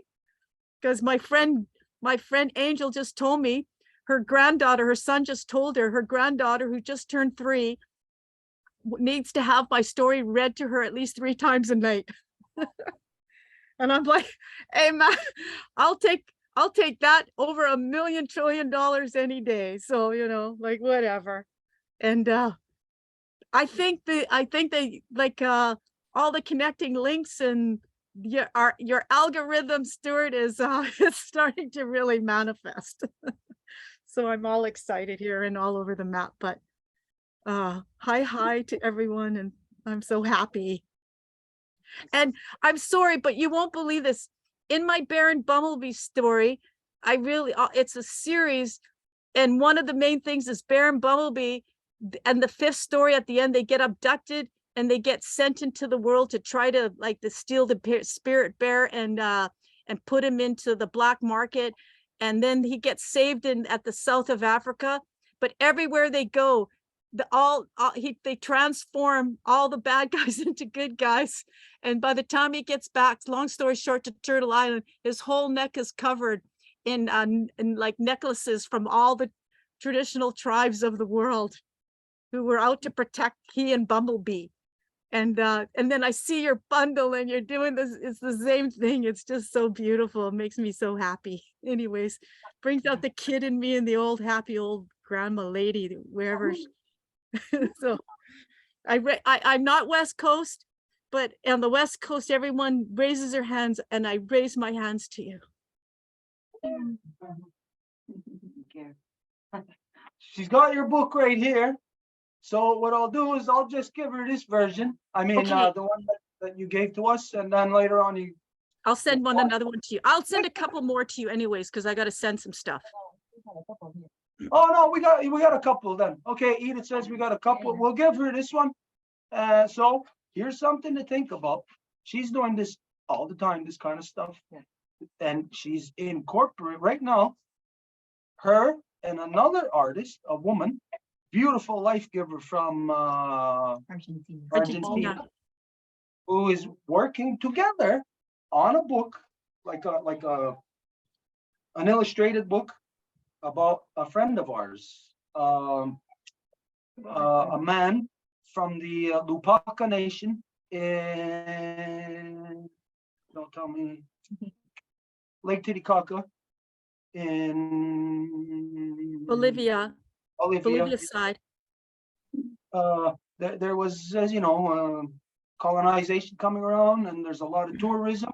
And it just so happens that a woman from South Korea, get this, out of the whole day linked together, there's a woman from South Korea in Paris, France, who's linked to us today in these meetings. Anyways, there was a woman from South Korea who got murdered there. And they pinned this murder on the traditional guy who's protecting his territory. No, there's no evidence that it was him. They don't have any evidence pointing to anyone, but they charge this guy with accomplice to feminicide as an accomplice, but there's no one charged. And this guy's been in jail. He's a Lupaca man, been in jail now for 3 years without any trial or anything going on in the proper ways that you would think. So in the past year and a half, we've been contacting him. We've been speaking directly to him. And what can we do to help him? We can't do nothing except tell his story. So we're telling his story through Kelly and this other Ayun, this beautiful woman from Argentina. Argentina, so-called Argentina, who are working together to create this book about him. This is just one image from this book that they're making as him with his mother as a child in front of their lodge right there. So you see the work that's going on here. This is what Kelly works on. This is what it's incorporated, real living stories. And you now are a real living story that should be incorporated in this, because it's not really what I see happening is not just a book about Roger. What I see happening is a book about us, about all of these injustices and these points of where these corruptions are, and then the people rising to do something about it. So I see a big thing, a big book happening. Might have a lot of little chapters, you know, a lot of little books in it, but there is a big book being played out here. Okay, anyways, there's more images than that they have, but that's just to show you one. And it's beautiful how this book is coming together for this guy who's in jail. And we called him up, and I don't know how this is possible, but he's got a phone in jail. And we can actually, what do we do? FaceTime with him? What's up? What's up? That's what we do with him. So he can, so we can see him. He talks to us. And in the beginnings, it was like, what could we do? Nothing. We're just here to talk to you, you know, like give you moral support. But when he's seeing this coming together, you know, he couldn't believe it. How could that be coming together for him? A guy sitting behind bars. For what? For being us. And other people are coming together for him. It's just like this. The children. People are coming together. Start to do something. There is an awakening. And the fact is, I'll say, we have to document it. We gotta do our own recording of us coming out of the great darkness of the white man. Because this is the most epic story ever. Yeah. All of humanity coming out of the great darkness of the white man. So stuff to think about as to what can be done, what you can do, what Kelly, what we can all do together. If there's anybody else that wants to address, if not, then we're gonna move on. See no one? Okay. All right. So what time is it now? 9:30. Okay, we're a half hour past. Usually we only do like 2 hours Saturday night, because we used to do this without any kind of limit. And sometimes we went as long as 7 hours, which is crazy. Can I share a story or two? Stay here with them. Okay. Make sure you introduce yourself, everything right down the line, clan and age. Hi. My name is Maingan Inos Nigan Disnekas. My English name is Virgil Moore. I'm from Crane River, your neck of the woods, Scotland. And I know what you mean by male-dominated places. Yes. I'm fortunate to have a person by the name of my last name, Mervyn Moore, no relation, because we took our adopted name. At the time they were giving out Christian names, but his name was Mervyn Moore, and he held sun dances, and women were welcome into the sun dance. That I could say about him. Welcome all women into the sun dance, because her auntie, Jazz's auntie, went there to be part of that sun dance. The stories I want to share with you is some of the stories on the road. He's a better talker than me. The first concentration camp that we stopped into was called Portage la Prairie. There's a little monument built there. Many years ago, they took 7 of our children up north. 2 pilots, they crashed. Everybody died.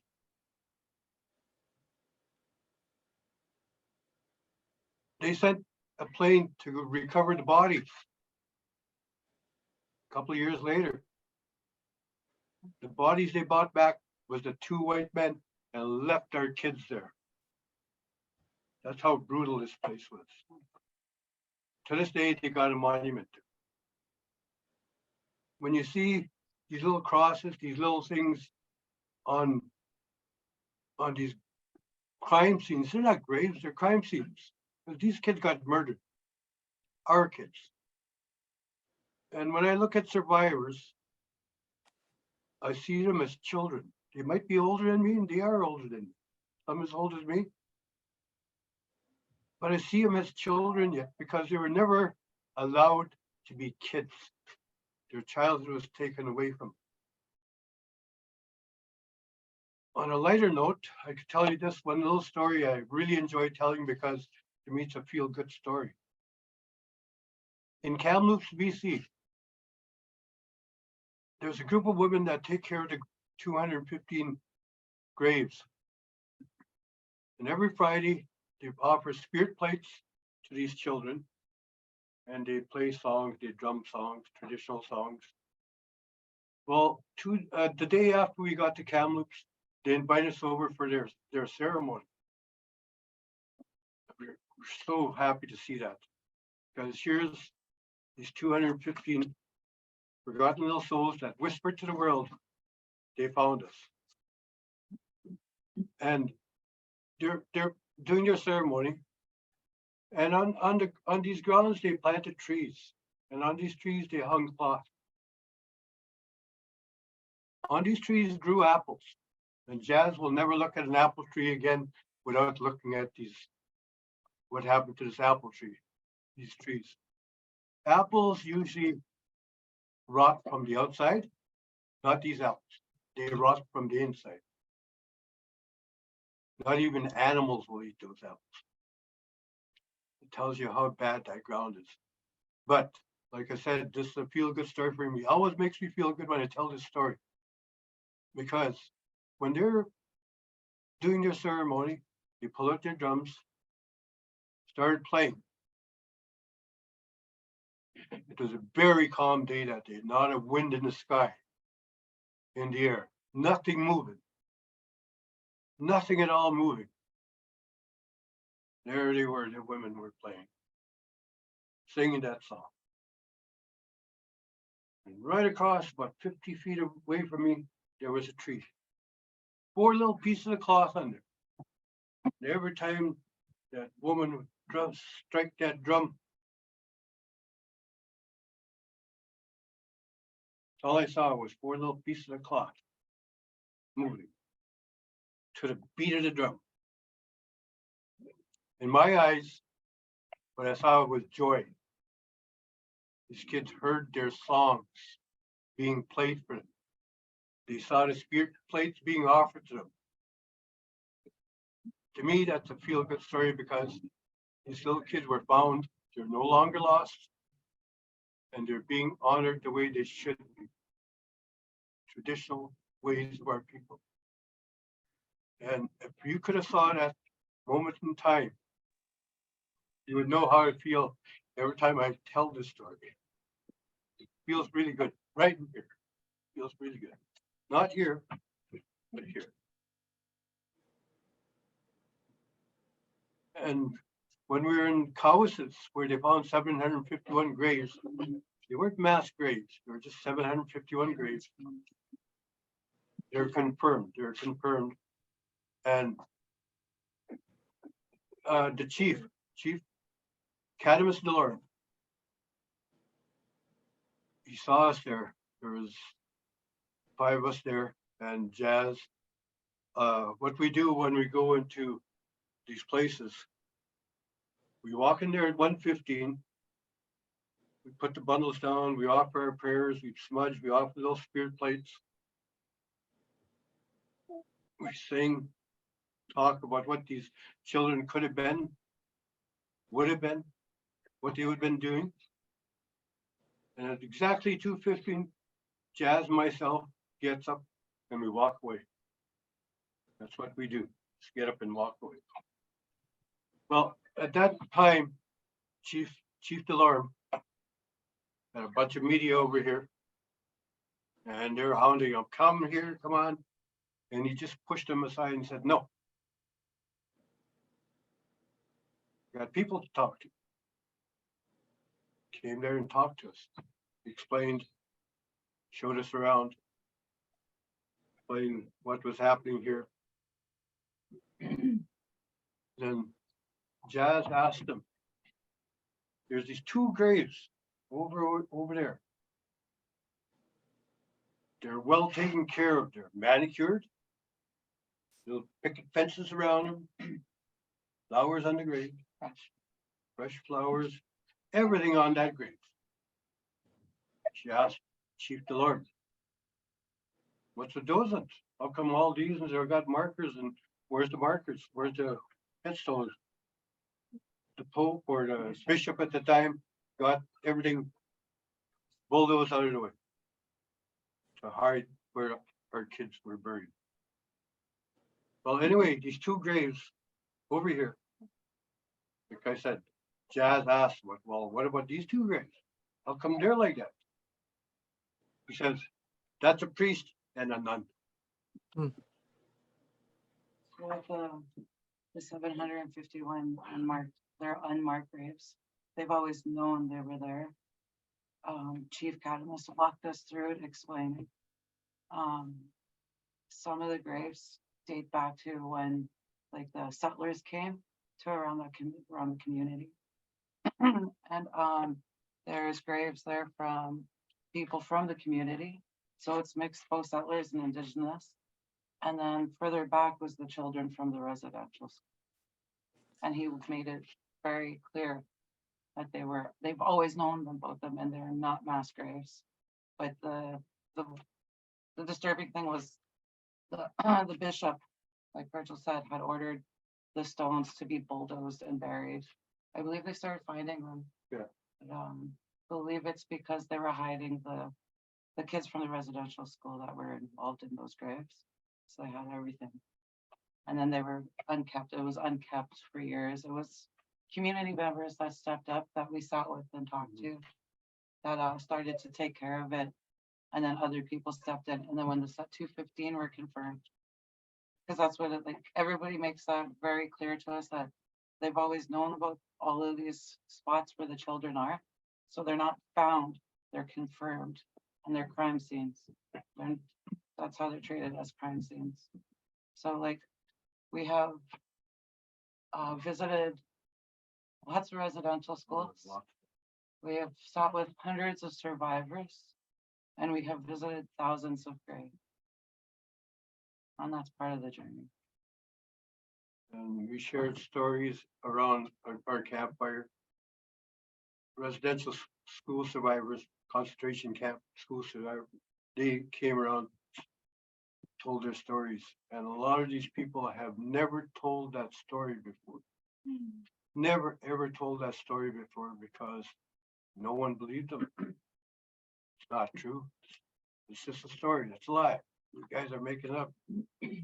All these 215 little bodies, they confirmed everything. So every survivor is suddenly telling the truth. That their stories are true. Canada can't no longer hide. And I'm really happy and sad. I don't know if you know what I mean, that they found these 215 little bodies. You know, it's a bittersweet feeling. It hurts because they're our kids, they're our family, right? They're all our relations. They died, tortured, killed, stolen, kidnapped. But they're found. That's why the sweet part was they're found. The bitter part is they're killed. And that's why it makes it such a bittersweet story to tell. And when you see those graves, these crime scenes, when we leave these sites, our driver included Jeanette, and we had 2 other people following with us last year, a gentleman by the name of Vernon Dusty Horn from Regina, Saskatchewan, and River Steele from Calgary, Alberta. They helped us on this journey, all because She's based on the dreamer of our group. She's a dreamer. She dreamt about the Black Hills. She had a vision about the Black Hills in Alberta. Black Hills are sacred to the Blackfeet. Blackfoot? Well, anyway, she had that vision. She had visions of warriors standing on those hills, both sides. Her backpack got heavy, so heavy she couldn't hardly carry it anymore, so we had to take a break. She says, I'm going to sleep for 5 minutes. She slept for 2.5 hours. And she told me before she went to bed, we're going to walk up to that tree, and that's where we're going to walk. She woke up, goes, where's that tree? There was never no tree there. There's no tree. And she saw it in her vision. You know, a lot of people would dream, go into a state of dream. She saw it while she was walking. She dreamt of the white wolf in Mobert. She dreamt that this wolf came out of the water. Strangely enough, it wasn't wet. We went and looked where she saw in her dream where that she saw that wolf.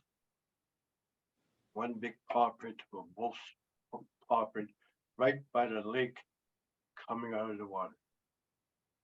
No other footprints around there, no other tracks, just the one paw print. And I think I know why, because she was meant to come here. Lodge. She was meant to come here, share her story, share her visions. And we're really fortunate to be welcomed to this place. Thank you, Stuart. Thank you, ladies. Thank you to you for everything that you are doing. And I guess I'll stay quiet now. Regrets for listening. That's all I got. That's all we have to offer, because we don't have much. All we got to say is regrets from our hearts. Regrets for listening. Miigwech. I've got a question for you. Who was taking care of those 2 graves? Who was doing that? The church, Was this on the res? that was on the res. So was there Indians that would attend that church? Yeah, because after I think maybe half, less than half, are very into their Christian culture. Okay, and a lot of reserves struggle with that identity crisis, right? You're stuck in this. Like even my mom's home reserve, Fairford, they're in that little mode, like born again Christians, but they want to embrace our side, but they're torn between 2 worlds, right? Because they're in their heads, this is the way to follow. But you know what? Myself, it took me 65 years to get where I am, find my spot, my spirituality. It took me 65 years to be here, to embrace my culture, my spirituality. That's a long time. But my relatives, they're still struggling because they're stuck in both worlds. They're lost. They're very lost. And you could tell that they're struggling because once in a while they'll phone me up, some of my cousins, uncles, aunties. Well, you know, an elder that does medicine, that's a healer, right? What do? Go see him. Go see him. Why phone me? I'll give you a phone number. Here's the phone number. Go see him. Don't talk to me. You know, you go see that person, talk to them, embrace what you are, who you are. And that's where we lost along the way. A lot of our people on the reserves got stuck in that cycle, that Christianity cycle, that God is great, God is good. Well, maybe in your religion, ours is not a religion. We keep stressing that to people we meet.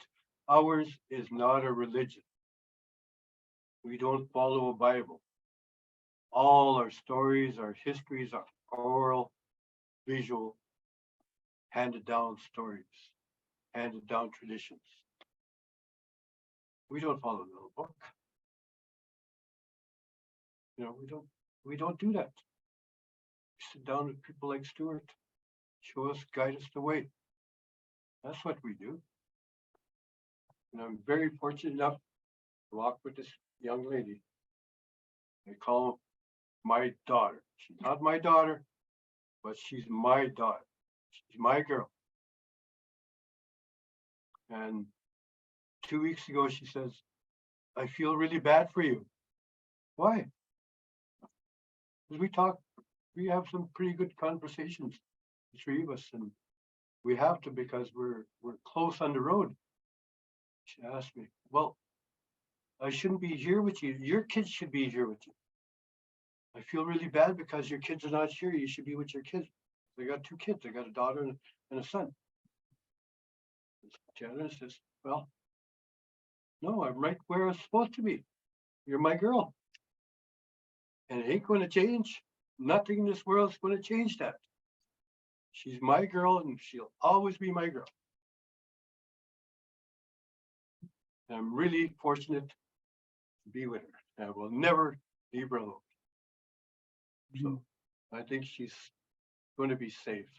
So, and we walk step for step. We don't take turns walking.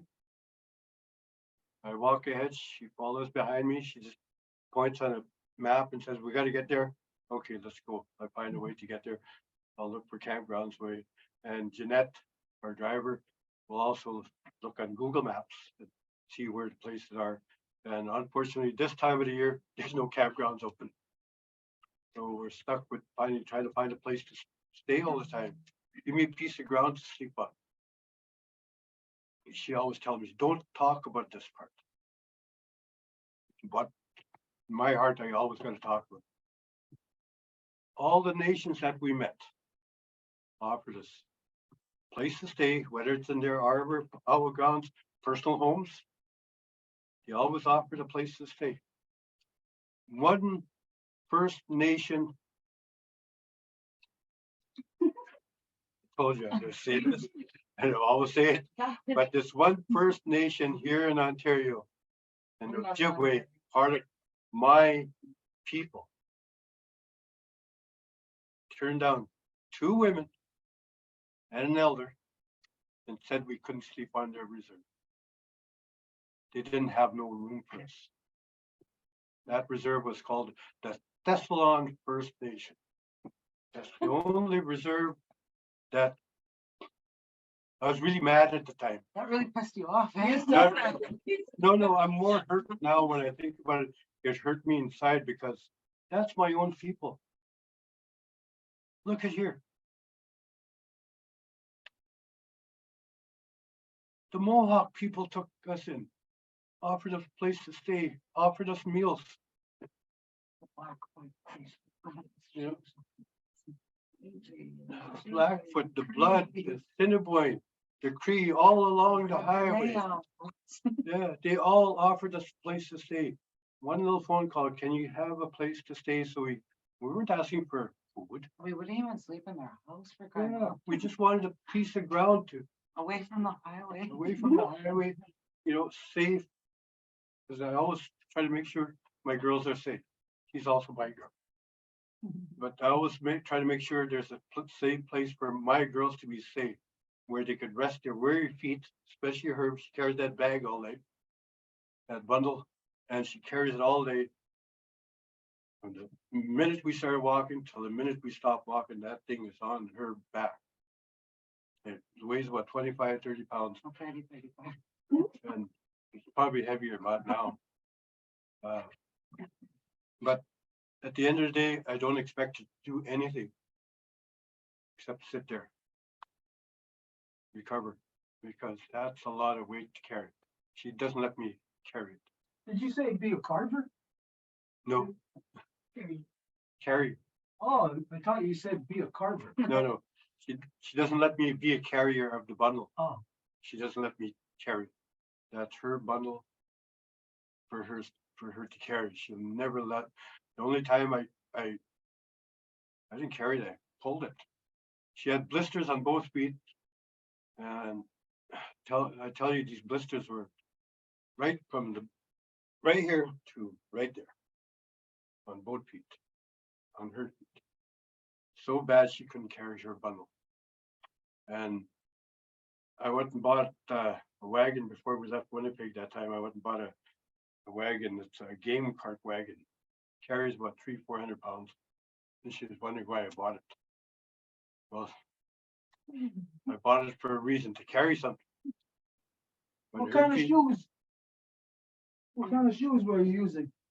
she was, Not these ones are my in-town shoes. They were hikers and like, I wear good shoes. yeah, we went through about 8 pairs of shoes last year each. Maybe that's why you got these blisters on your feet. When I walked across the country, I only used moccasins. Mhm. No socks or nothing, just moccasins. No blisters on the feet. Maybe you should use moccasins. I said, I actually just wanted to, I was sharing the story not too long ago that I carry moccasins. I carry a lot of moccasins from all over Manitoba, Saskatchewan, Alberta, BC, Ontario, and now Quebec. And I've never owned a pair of moccasins. And then, but my mom went on there to correct me because when I was born with hip dysplasia, which, and in the 80s, it was iffy, right? So they told my mom I would probably never walk. And like my mom said I went through like a lot of pain as a baby because of how they had to mold my bones. They had to mold my bones to be like yours, to be normal. And she said, when I was, because my first year and a half of life I spent in a cast from my hips to my toes. And then it got shorter as my legs got stronger. And then my mom said I learned to walk before I even crawled when I came out of the cast. She said I knew how to walk before I crawled. And the first thing I learned to walk in was moccasins. And here I am, 39 years later, carrying everybody's moccasins. It's Canada. Well, your whole life, your whole story is it's like as if not a single part of it is by happenstance. It's like as if somehow, some way, you are set aside, scheduled to be walking for other people who can't walk anymore. And of course, it would be put upon somebody who would be identified as not being able to walk. This is really quite the thing that's happening. Like for me, like I said, you're epic. It's epic. This is very big. They're up. Very. So anyways, just to comment then on what you said about that, if this church, this burial ground was on the res and there's people taking care of those 2 graves of a priest and a nun, and there's natives that attend that church, that means that natives Are part of it. put nuns and priests before our murdered children. This is a hell of a thing for us to be wrestling with. It's part of the mix as to why I'd say, like, that one community would say, no, got no place. Mhm. We are in subject to mass hypnosis, non-native. It worked completely on them. For us, it's not working. They got to kill us. So this coming out of this is not going to be easy. But when we think of, like what you said, well, the Mohawks helped you, Ganyangahaga helped you, and here tonight, when I think of Timmy Montour, the guy that brought you here, he used to be here. I'd say his heart and his mind is here, but we are all broken up, like everybody, everywhere, every community. But Timmy, he does a lot of work, this guy, for the people, you know, in ways that you can't say, well, it's like a traditional person, but working for the people. And him arranging to have you stay at the Riverside Inn. the Riverside Inn. I used to live 2 doors down from the place there. But for him to do that and arrange and to get somebody to be able to fund to pay this for you, this is where we're looking at that. Yes, we're all broken up, but somehow, some way, we'll all have some part in our decolonization. Good work decolonizing. You are doing good work. Very good work. Anything else you want to say? Any final closing statements? And then we're going to close up for tonight. Well, thank you. Miigwech from my heart. All I got. Miigwech for listening to my stories and listen to my girl. Miigwech. Okay, just to be completely fair to everybody, there's somebody who's been sitting over here. It's up to you if you want to come and say something. Janetti Spaghetti, the fair maiden of the. He's known as our fair maiden. Anything you want to say? Hi, I'm Jeanette. I'm their driver and I protect them. Jeanette, just talk about if that, what's the, you could your dad? Your name? Jeanette's dad is 60s, so she walks, she does very sure too. Okay, you see, sometimes I see that you're not really completely comfortable in speaking yet. But sometimes people don't have that, but we have to know that the truth isn't going to get out any other way. So the biggest obstacle to the truth is ourselves in being able to speak the truth. Because even if we do know the truth, sometimes we don't say it, right? We don't speak it. A lot of times people are afraid to speak the truth, or maybe there's some reason, that it's stifled or pushed down. And so the truth is not going to get out there if we do not speak it. So this is something that you need to work on as you get older. Of course, you find your way, everybody does. But eventually you'll find how to incorporate all the important things into a very short statement. My father was this. This is what happened. I'm part of this. I'm helping this. I'm doing this. Not so much about I, but to identify the things that you are connected to. And don't forget ever, we don't talk about I do this, I do that. It's what we do this, or this is what the people were doing.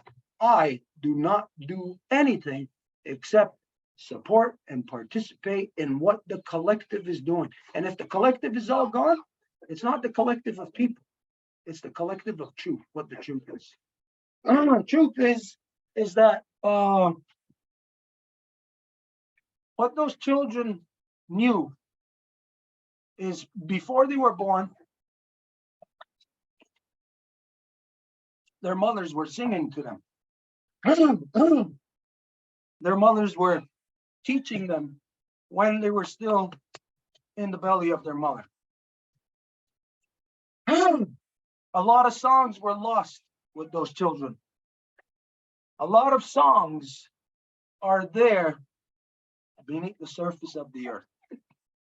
They're waiting for us to find those songs so that we can sing those songs again.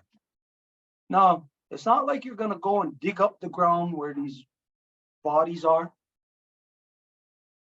but you can extract their songs from that earth because it is still a living thing. We do not allow our minds to be tricked by the white man. We know how things work. And a person or a thing can be gone for generations. And we can get that back just like that.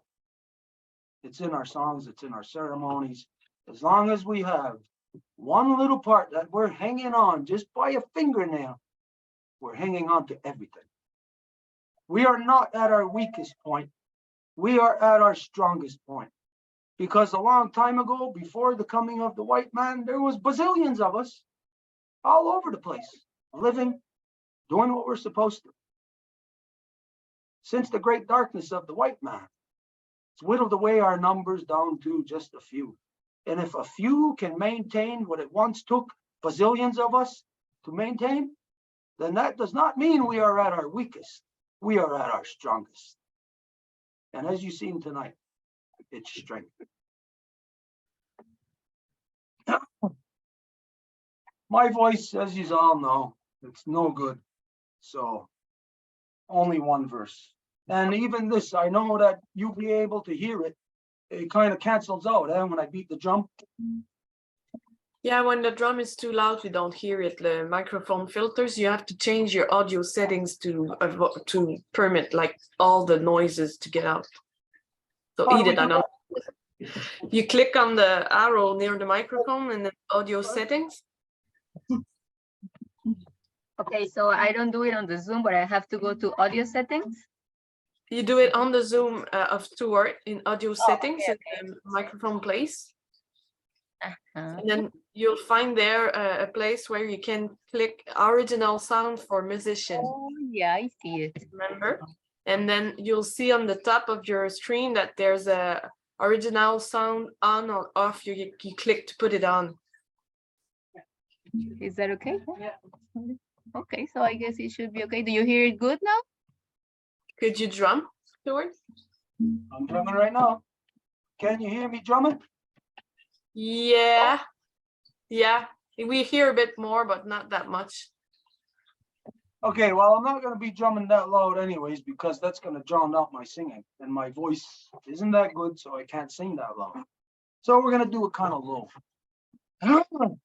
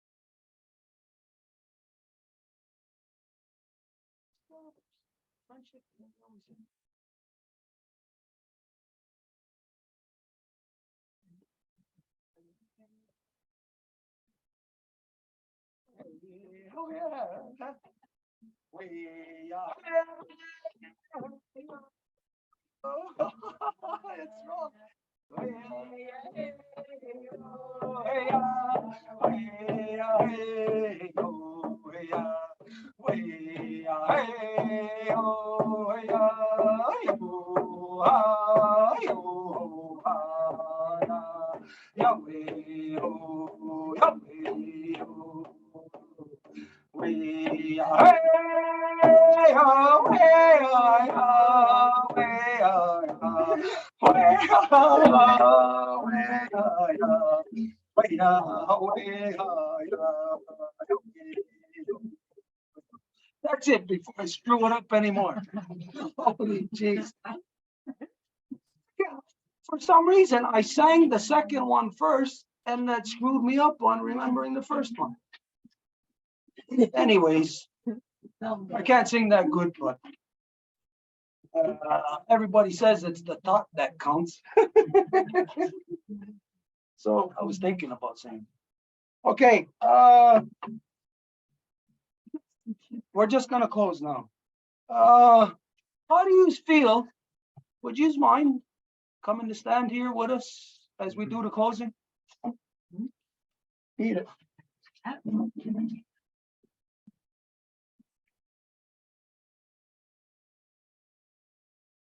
And this is Wendy's sage that we're burning.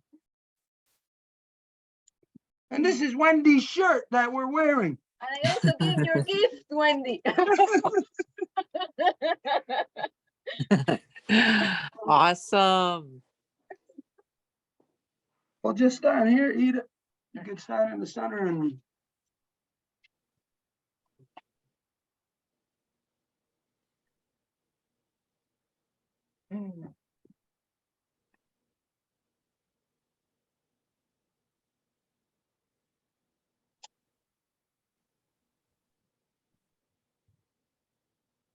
so everybody fits in here as good as possible. Like squeezing, let them fit in there. Wow, Wagatsanuni, we are happy. Agwego gonunwe danaronunwe skatne katsanhaya, that the life givers and the life protectors that came to visit, we could gather in council here at the Longhouse. We give thanks to Sky Woman for the spirit that made us gather here. We give thanks to Yonkisota Santaneka Garakwa, to our grandmother Moon, for giving us our waters, and for these waters that are being healed by the life givers and the life protectors here. We give thanks for that work. To Yonkinistan, Yuhunsage, to our Mother Earth, for the bodies of those children to come back home. And to Agwe, Kundung Hetzerat Gawat, to all of the life givers in all of their shapes and forms, for their hearts to be healed and their minds to be put back together.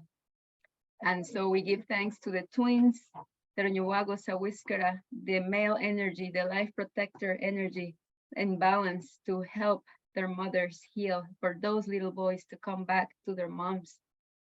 We give thanks for all of the waters and all of the medicines that are supporting this journey of all of the true beings to come back home.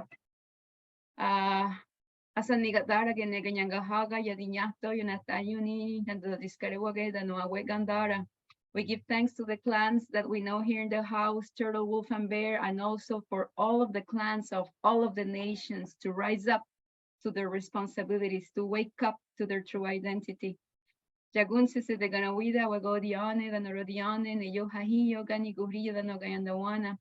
give thanks to all of the female and male that walked on the path of peace, that are our ancestors of the greatest minds, of the greatest hearts, and we thank them for the great love, peace, and the true wampum. And we ask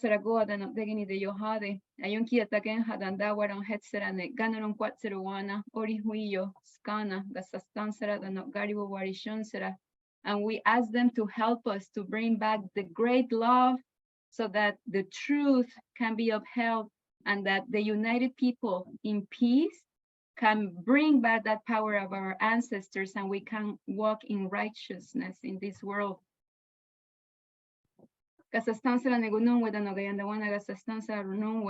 For all of the true spirit of the life givers in balance with the true spirit of the life protectors, that we bring back our councils of hearts, of families, of nations, away, Gatsanghaya, away Gatsanghaya. And if there's any obstacle to that, we push it away on the 3 levels of the existence. Eresawit, Eresawit, Eresawit. This is what's happening. Yeah. Woo! All right, now we'll go, everybody. We appreciate that you hung around with us because we know that we were late tonight because we were involved with them. So now we'll go, everybody. Reach them on Facebook, contact them, everybody support. Now we'll go. Danzija.ka. Sasundios. Woo! All right.